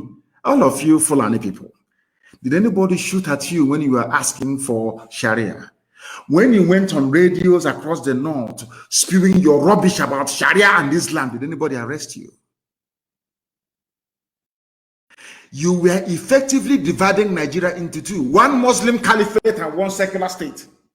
From the middle belt down, did anybody disturb you? Were you arrested? Were you killed? I have all the laws of nature is on our side. We've done nothing wrong to you people. What you asked for and Obasanjo gave you is what we're asking for, and you're killing us. And you want me to remain in that same country. I think that you are grossly mistaken. Obasanjo was a mass murderer. He was the one that gave them Sharia. But in the South, he was killing Masop members. It was Buhari who said, Inshallah, that they will make sure that Sharia is implemented across the whole of Nigeria. In fact, no, let me be fair to him, across the whole of the north. Go and look. He was on a radio in the north, in Kaduna somewhere. People, you know, we are great researchers in IPOB. Go and research it. Bring out that very clip. Nobody killed him. Nobody shot him. Can you imagine somebody rising up and saying that we want Christian laws in the South? DSS will take both the man, the woman, the family. They will even take the chicken from inside the chicken shed. The late dead Buhari said it, and nothing happened because now that is confirmation that the Fulani owns. All these people from the South saying our country, Nigeria, you people are foolish. Fulani owns, they believe they own. Do you hear Hausa anymore? When last did you hear Hausa Fulani? Zoological Republic. When last did you hear Hausa? It's not only Fulani now. Because here we go on the Fulani, here we go Hausa, where you have the houses underneath their feet. And that is one thing that Katrina Lang, with the help of Ojos Okalo in the east and the Tinubu in the west, is hoping to help them achieve, but they can never succeed. Never. I asked a question here, which I expect newspapers and columnists to write about tomorrow and next tomorrow. When the North were agitating for Sharia, did anybody shoot them or arrest them or castigate them?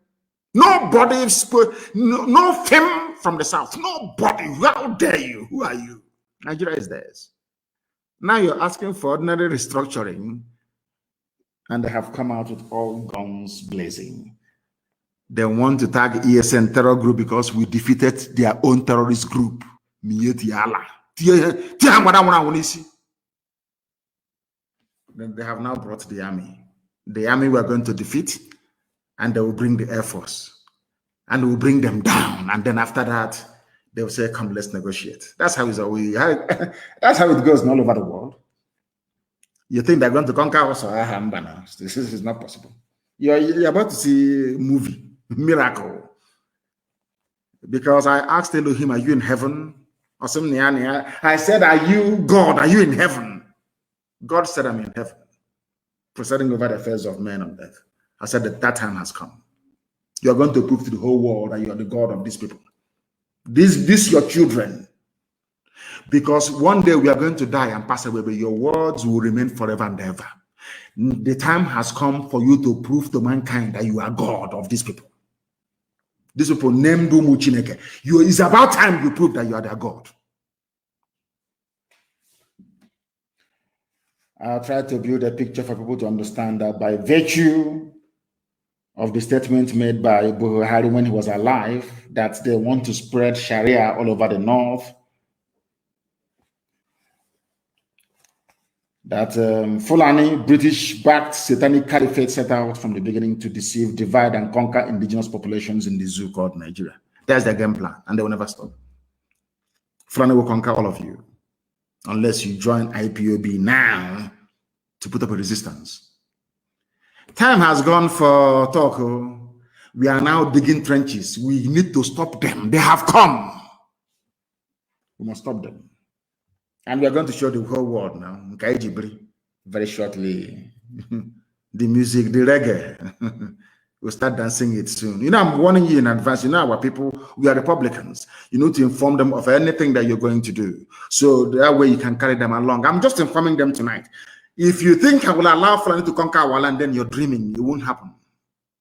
It won't happen, no. No, it's not going to happen. And I say, oh, but you don't need to fight a war inside. Fight that. No, no, no, no. God said we shall allow them to come in. Because it's going to destroy the Fulani Caliphate completely and totally. But the main bulk, the main thrust of their army is going to come to the east. And we're going to kill them in the east. And that's where they're going to die. Because we are going to compel them to fight every inch of the way. Every inch of land they advance, they're going to die. After this, all of you praise God in heaven. Not all this idol. Let us assume for one single second, in the case of this conflict, that violence begat violence. What violence did IPOB unleash on Nigeria that warranted Nigeria to be slaughtering, maiming, kidnapping, and raping people till this very day? I want the world to understand.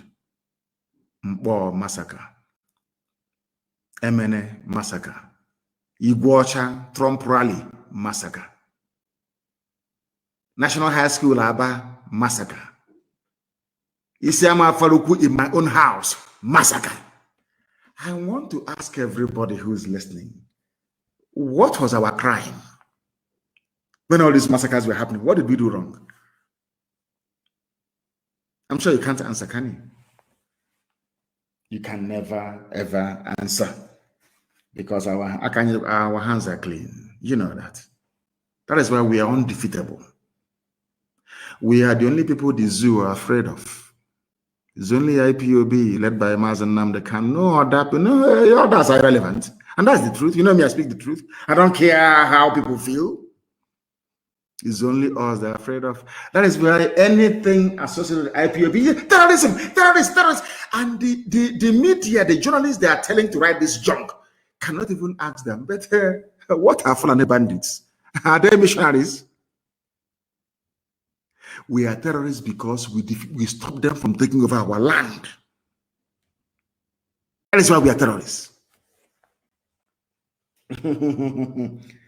To tell you the arrogant, allow me to preach. Please allow me to preach. I must preach this very gospel. To tell you the brazen arrogance of the janjaweed Caliphate. Do you know what the president of the Senate said, Ahmed Lawan? Elected officials should not be leading any agitation. Well, the second in command, the Afonja, Wajabi Amila, he was a Muslim changed to Christian, changed back again to Islam. Wajabi Amila, whatever the idiot's name is. He said agitation may be genuine, but you know them, allocation. I have Fulani is holding them to their simple allocation, their own money. Fulani is giving to them 2 million every month. Their brain, that's what matters to them. Not the welfare of their own people.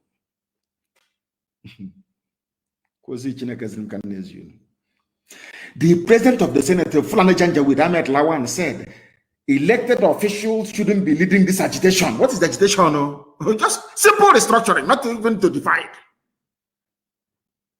And now, let me shock all of you.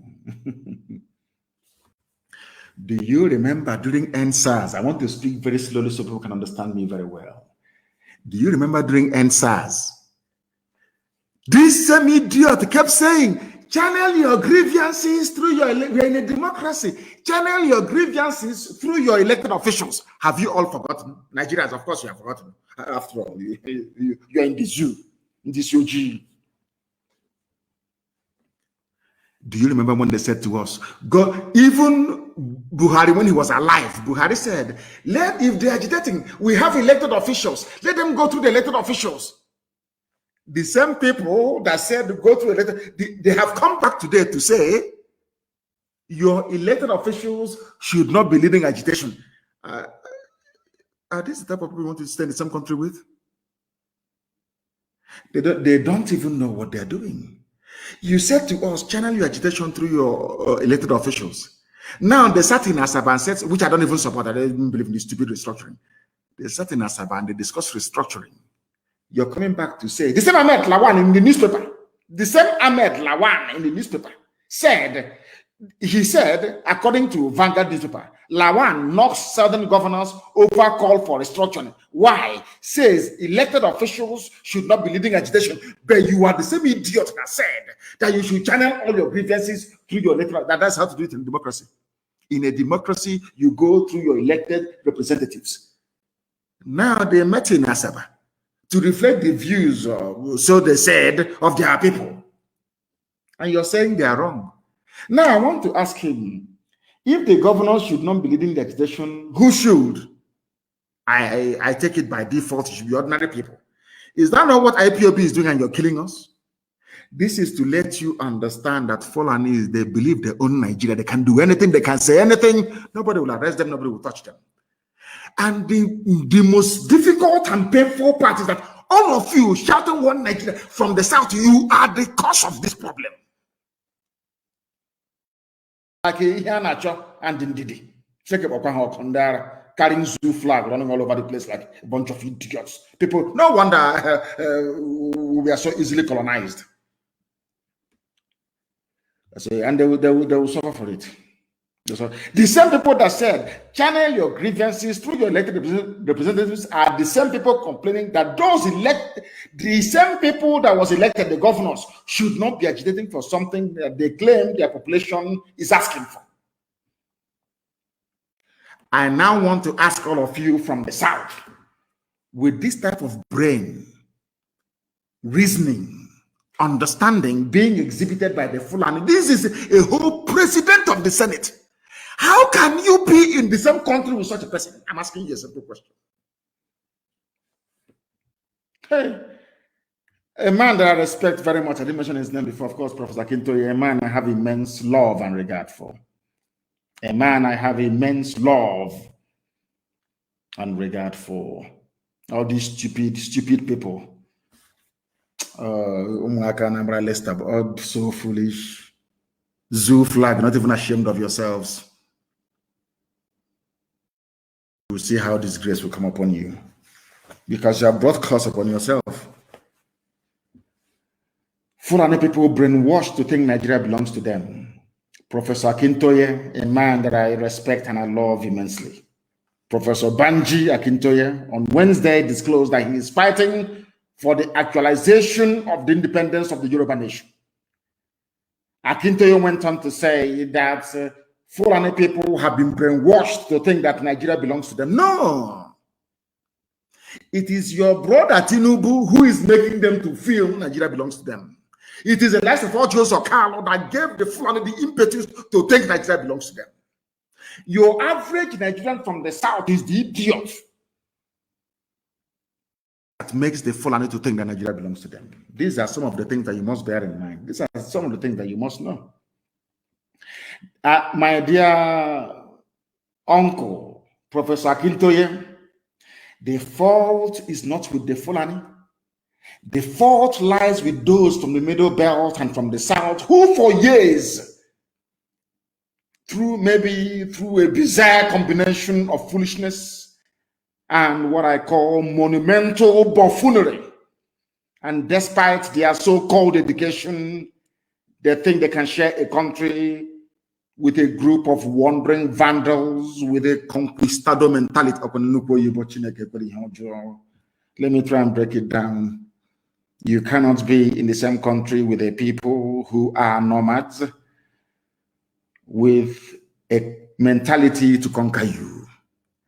Therefore, anybody, any day you are shouting one Nigeria, believe you me, you are preparing yourself for conquest. Because Nigeria belongs to the Fulani people. One idiot is saying, actually, in this UG black, leave football and focus on.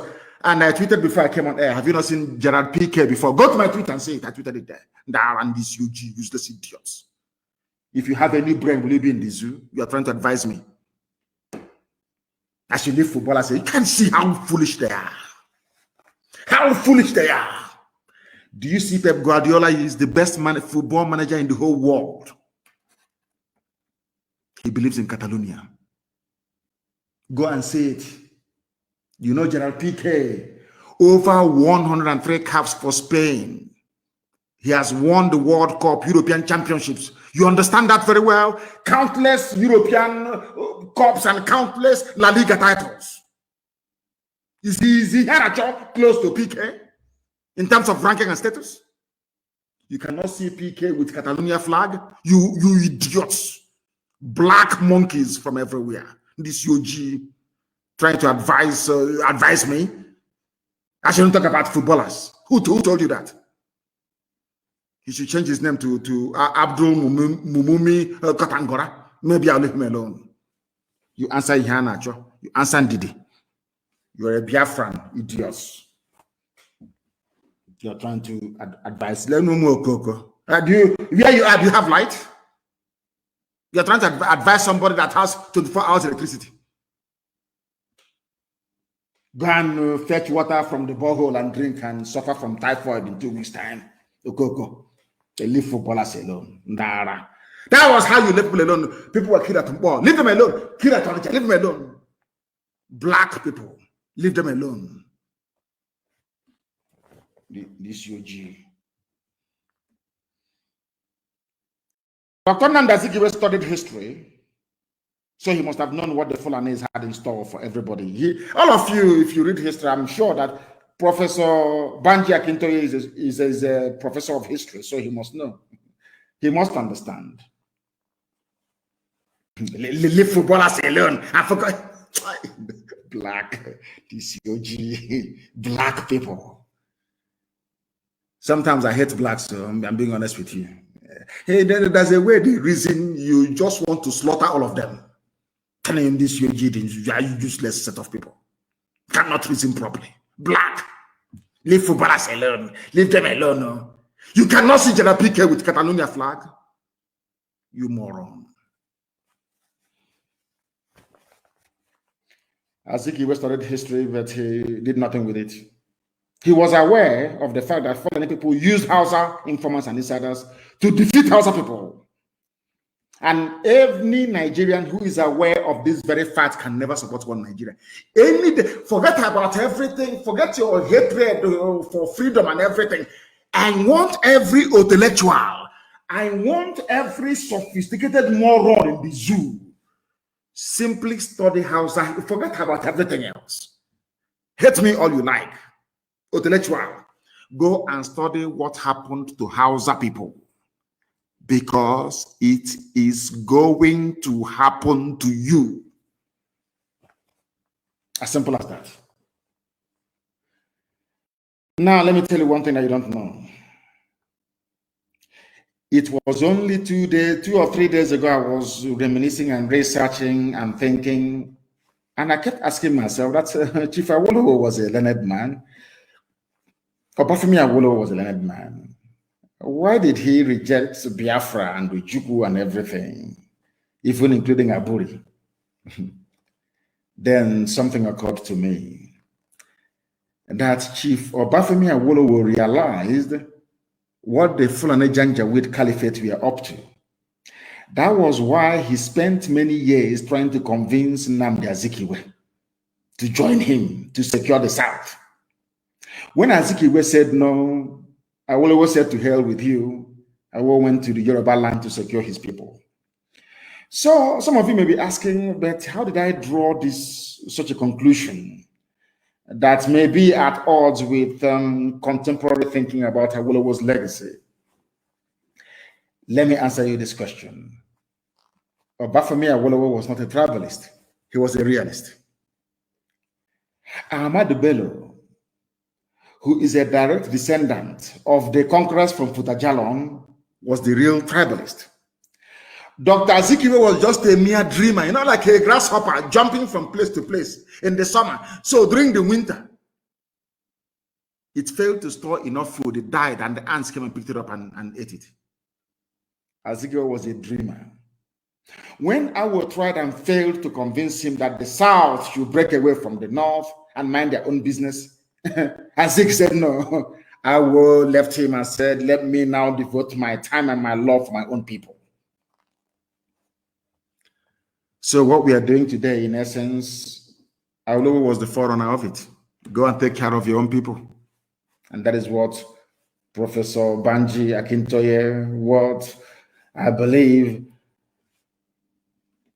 Are Gani Adams, Sunday Boho, and all the rest are doing today, and I commend them. I commend them, and I commend them. They should continue. Look at how we are all hailing the get-together of the Southern governors. Imagine if Awolowo and Azikiwe ever got together. Do you think we'll be in this mess today? Ordinary meeting called by a slaves and the slaves of the janjaweed. And everybody is rejoicing. Imagine if Awo and Zeke had worked together. Hi, my goodness. What a country, zoological republic. Now, let me tell you their game plan. Please bear with me, I'm preaching. Let me tell you their game plan. That was why I was against the state formation in Nigeria. I told you this from day one. Because when they create a state, they take away your identity. You are nobody anymore. You are the mercy of the janjaweed Caliphate. And surprise, surprise, the same idiot called Ahmed Lawan, the president of the Senate of the Zoo, he said he is against restructuring. Why? Because the restructuring will go back to the regions and they don't want it. Is it clear now? Is it in punch again? The president of the Senate, Ahmed Lawan, has faulted calls for restructuring by southern governors. I believe that as leaders, especially those of us who are elected into office, should not be at the forefront of calling for this type of thing, restructuring. Why? Because it will start a regional campaign. It should be state-based. Go and agitate for your state. Not Biafra region or Eastern region, not Western region, not Midwest, for those who want that rubbish, not for Middle Belt. No, it shouldn't be regional. It should be by state. Do you know why they want it by state? So they can send their DSS director to your state. They send their police commissioner to your state from Fulani land. They decide what happens, who lives and who dies. But if we go back to regions, they cannot do it. Because every region will be autonomous. Is it very clear to you now? So all of you monkeys clamoring for extra state creation, you are fools. You don't know nothing. You know nothing. Your brains are empty. Do you know how they started creating states in the zoo? Was to divide you. That is why I said that, we black people, we have no sense of perspective. We never go back. How did states manage to arise in Nigeria? It is to make you submissive to the dictates of the Janjaweed Caliphate. Cross River, Ogoja, and River State. Gowon said, I am creating these states to spite Ojukwu and to kill off Biafra. Today, I'm from Rivers. I'm Rivers man. Rivers man. Papi water. when we are coming for. He said, nobody can. I'm not going to kill you before your time. I'm not. You see what will happen to you. You see what will happen to you. You will see what will happen to you. The same people that said military offensive against Boko Haram is anti-North. The same people. The same people. This day, newspaper publication, 3rd of June, 2013. Buhari said so. You see, the Fulanis are not as confused as some of you think. They are well focused and getting the country Islamized. They are deceiving the southern Efulefus and the intellectuals. They are deceiving the sophisticated morons from the middle belt and also from the west, using different tactics. But those who honestly calculate, if you calculate their game plan very well, you will know that their end game is total Islamization, total Fulanization. You people are finished. Save this very broadcast so that when it happens, the whole world will know. This is Tambuwal, papi water. Make it mouth. The world will hear your story. And when it happens, people must remember that we went to Obi and killed 8 people the other day. And we are our people must be very vigilant. We're in a state of war. If you're drinking and moving about and doing binsing, putting your jeans around your buttocks and walking up and down, you are risking your life. Do not move about alone. We are in a state of war. But of course, some of you are black people and you will not listen until it happens. Then you start complaining. I don't want all these lamentations on Facebook. I don't do social media. I don't want that rubbish anymore. If you see them abducting people, go and kill them. Stop them. Not this stupid lamentation all the time. I'm sick and tired of it. I'm sick. I only wrote one letter this year to Biden to stop them from selling arms to the zoo, and they ran to China. They're in Shanghai now purchasing weapons to come and Islamize you. They want to remove, they are flying this kite now that Buhari has dementia and health problems. He has dementia. He's not going anywhere, he must be exposed. I know what they're planning to do. They want to maybe put Oshibajo there and say, dear Buhari, that fresh boy has dementia. When he was speaking on channels, did he sound as if he had dementia? Not at all. That war they're bringing to the East is going to happen. And when the war happens, the world will call him for a meeting. And I trust the Western world. They will put on heater. So that mask will melt on his face. Or this is wax, it will melt on his face. And then the shame of the zoo will become public. They said somebody kicked against the southern governors, their meeting, calling for restructuring. We are against it. Northern leaders are not happy with governors from the southern part of the country.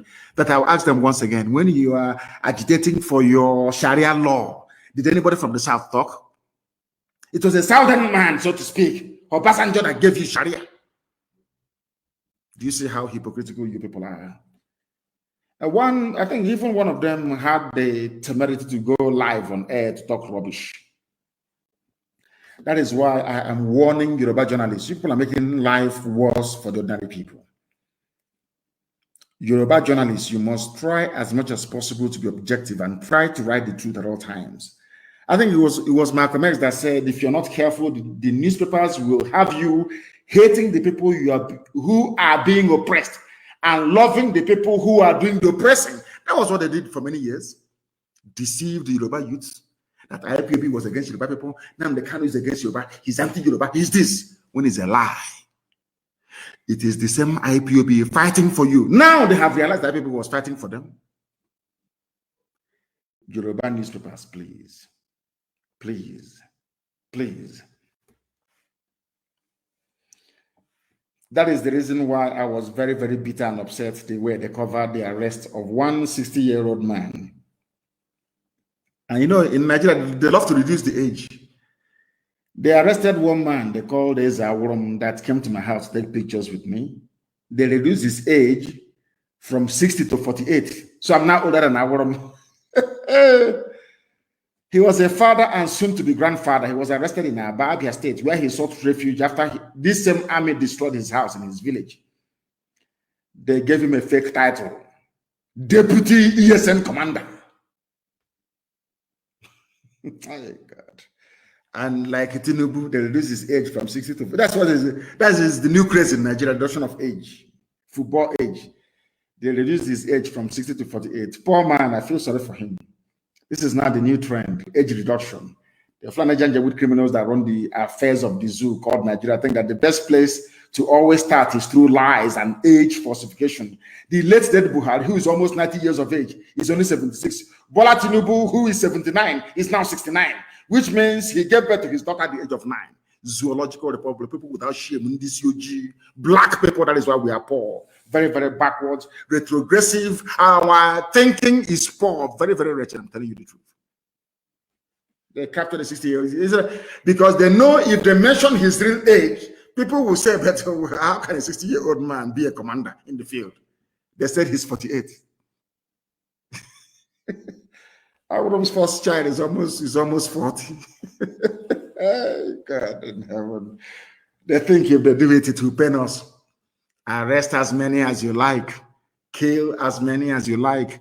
We are going to arrest you, and we're also going to kill you back. Be rest assured. That Armageddon you want, you're going to have it. Simple as that. What I find not only ridiculous but astonishing is that establishment newspapers in Nigeria and media houses still living in the bygone era of Fulani domination of Yoruba land. Like some of the journalists are still doing their best to support their janjaweed masters, always doing their best to support the Fulani. I don't know why they do it. Nobody investigated who Aworom is. Even the Fulanized BBC could not ask who is Aworom, how old is he, where is he from? How can he be ESN deputy commander? If you take pictures with me now, you're a target. Please be very careful. I've asked all of you, destroy your old phones. All officers, you must move house. Change your number. Throw away your phones, please, and bury them. Change your number. Mind those you talk to because we're in a state of war. It's not going to kill you because Biafra is at hand. It is not going to kill you to be incommunicado, to go underground. We are in a war. All able-bodied men should go into the bush and stop the advance of this army, or else they will kill you. If you're in the township, they will arrest you, they will abduct you. Of course, you will not listen. Children of this age, they don't listen anymore. They say, Amen. This is from Poncho. Oh, God. I'm a NAB suspected IPOB leader. And everybody's IPOB leader. Everything is IPOB leader. Punch is a Yoruba newspaper. Punch is in Lagos. And inside Lagos, is all the bushes around Lagos, you have Al-Shabaab in it. So this Punch newspaper, they think that when they come, they'll say, oh, they will be supporting the Fulani. We support Islamization of Nigeria. They will leave you and you go scot-free. They will also behead you. I must ask Yoruba journalists not to be evil, please. You people are the ones encouraging the Fulani janjaweed. Yoruba journalists, you people are the ones encouraging the Fulani takeover of Nigeria. Let me read one thing that Temitope Akintola said. He said, one thing I find quite strange and annoying is this. How did Nnamdi Kanu predict clearly what this government would look like? Yet our many prophets cannot. Because I was sent by heaven itself. Everything I tell you is gospel. We are whiter than white and whiter than snow. Anything I tell you is gospel from heaven. Let me play for you the unbridled, annoying arrogance of the Fulani janjaweed Caliphate. That you may understand, all of you. That you may understand. Because most of you don't quite understand. Some of you don't actually know what is going on. You have no idea what is happening. That is why Fulani is playing with you. Let me play for you what one Fulani man said. And my response to him is always the same. Always the same. How come when the people were agitating, excuse me, for Sharia in the north, nobody from the south intervened? How come now that the South are saying they want something and all of you from the North are jumping up and down? Listen. Ask all those, whatever, 13, 15 governors that met in that hotel. Was there any of the Fulani leaders consulted? They didn't consult Fulani leaders. Any of the Fulani leaders consulted? Are you listening? The Fulani man is talking. So they are there making laws for people that they have not consulted. This is a problem with government. Disconnected, out of touch with realities of people. You must sit down and talk with people you are making laws for. Okay. None of that. Those governors have sat down with Fulani leaders in wherever they are and tell them what we are planning to do, or what we're going to do, or what alternatives are there. And then they are sitting down there and making laws. All right. Be careful. Be careful. I'll play it for you again so you understand. I'm playing this thing for Yoruba journalists. I'm playing this for Igbo Efulefus. I'm playing this thing for intellectuals. I'm playing it for all the sophisticated idiots for right across the zoo. Everybody carrying green, white, green flag. This man is telling you how foolish you are. He was complaining that the southern governors met in Asaba and decided to ban open grazing, that the Fulanis were not there. But all of you making laws for the East. Is there any Easterner who is part of your security architecture? It's a simple question which nobody can answer. Let me play it again for Punch. Are you listening? Punch this by all these idiotic Fulani supporting papers in the zoo. All those useless, idiotic journalists. Are you listening? I want to play it for you. You are the ones encouraging these idiots from the Flagellan Mountains. You are the ones encouraging Fulani to take over our land. I want you to listen and listen very carefully. Listen.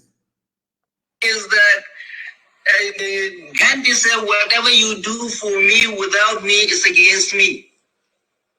Ask all those, 13, 15 governors that met in that hotel. Was there any of the Fulani leaders consulted? Any of the Fulani leaders consulted? So they are there making laws for people that they have not consulted. This is a problem with government. Disconnected, out of touch with realities of people. You must sit down and talk with people you are making laws for. Like IPOB. None of that. Those governors have sat down with Fulani leaders in wherever they are and tell them what we are planning to do, or what we're going to do, or what alternatives are there. And then they are sitting down there and making laws. All right. Be careful. Be careful. He warned the useless, idiotic journalist. Be careful. And the idiot is calling him sir. Yes, sir. The zoo president, whoever is wearing the mask, had a National Security Council meeting without a single person from the East present. And they took decisions to deploy the army to the East.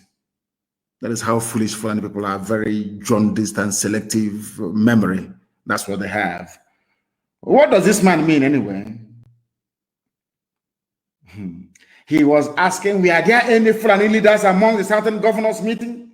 How many meetings have Fulani leaders held before with Southerners in it? Show me one. These guys are something else, so I'm telling you. Anyway, I don't blame him. I blame all the Southern leaders and politicians, all these idiots, intellectuals, writing garbage all the time. Go on with your shameless arrogance, Fulani. Oh, dear me. Only a few days ago in Asorok, Yusuf Abubakar Mohammed, masquerading as Buhari, had a national security meeting mainly for Southeast and South-South. Yet no single person from the region was in that meeting. Yet the meeting was for the same region security. And let me remind this Fulani janjaweed man what he doesn't know. At that national security meeting that was held, Osibanjo was there, Yusuf Abubakar Mohammed was there, wearing Buhari face, the face mask. Boss Mustafa was there. Lucky Iraba was there. Lucky Iraba is the Muslim. He's married to a Fulani woman. He's not Igbo. People should stop talking rubbish. Ibrahim Gambari was there.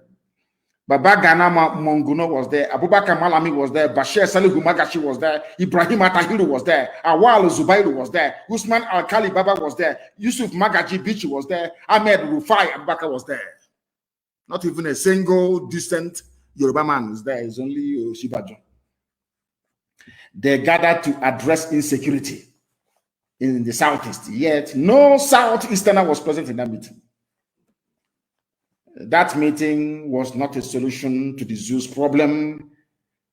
Rather, it was a meeting to consolidate the nepotism, tribalism, and cronyism of the Fulani Janjaweed Caliphate. As one man said, Abiola, you cannot shave a man's head in his absence. As he was trying to say, that Gandhi said, any laws or decisions you take without me present is against me. But you decided to deploy troops to the east, to the southeast. Let me use the southeast in this instance. And there was no southeasterner in that very meeting. The same Fulani Janjaweed is talking today. That is who they are. And their newspaper, their trumpet, which is Daily Trust, have spoken. Ndume tackles South governors for rejecting open ban grazing. Because I told you they planned all these things. Oh, I wish the South can understand. But it's too late now, maybe. They need to take all of you over.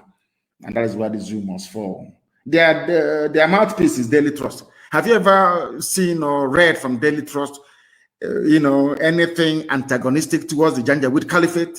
They are there to defend them. The same thing with Premium Times. That's what they do. It's only in the South people try to, their own stupid objectivism is to try to promote Fulani domination of their own land. Such idiocy, such foolishness. What I want to reiterate tonight for the whole world to understand is that the federal government of Nigeria, under whoever is wearing their mask, under this APC bandit government, is the father of terrorism. So it is quite laughable that they said they're prosecuting those who are sponsoring terrorism. Now, do you know what Arewa said? Those asking for restructuring want Nigeria to disintegrate. But when you wanted Sharia, you don't want Nigeria to disintegrate. I don't blame you. I blame all the idiots from the South, their governors, their politicians, all the fools who cannot stand up to support IPOB and ESN to confront the Fulani Janjaweed. Those are the people that I blame. I don't blame the Fulani in one bit. And I thank you all for listening this very evening. And I must make it very, very clear, please. Every frontline officer must go on the ground. I'm also announcing, for the benefit of what we are doing on the ground, please, every frontline officer must move from where they are, dislocate, and stop communicating with people unless they are the hierarchy. Nobody should have your number. I have said this thing so many times that some of you do not, I don't know what is wrong with you. You see, every phone you should have must have signal on it. Even if you're using WhatsApp, it cannot be the same number as the number that is inside your phone. Only make calls using social media applications. Therefore, the SIM card inside your phone should only be for data purposes. The number for your WhatsApp must be different. There are IPOB families all over the world. I'm asking them this night or afternoon or morning, depending on whether, make many numbers available so that people can activate their social media platforms, be it Signal, be it Telegram, with foreign numbers, not numbers of the zoo. Everybody outside, a family member of this noble IPOB, get as many lines as possible. Give it to people. Let somebody back home, you put in a new SIM card in a new phone. Don't give the number to anybody. Now you now call an IPOB family member abroad who will now activate. You now download any app you want, be it WhatsApp, be it whatever. Download it, Signal, download it on your phone. They will ask you for your telephone number. Give them that number abroad. That very family member will be with that very phone. So when they ask you, put in the code, we've sent a code to your number, that very person will tell you the code, you put it in your phone, and your social media platform is activated. Do not use zoo numbers. Do not use numbers from Nigeria to go into WhatsApp, to go into, don't even let anybody have your number. If somebody wants to call you, tell them to call you on Signal. If they cannot call you on Signal, tell them to keep trying until they get network. I'm telling you the truth. That will save your life. All these abductions will stop. People get abducted because they are holding on to their old numbers that people have. Once they arrest somebody, they take their phones, they go through their phones, they start looking for who next to go and abduct. That is DSS for you. That is the way they operate.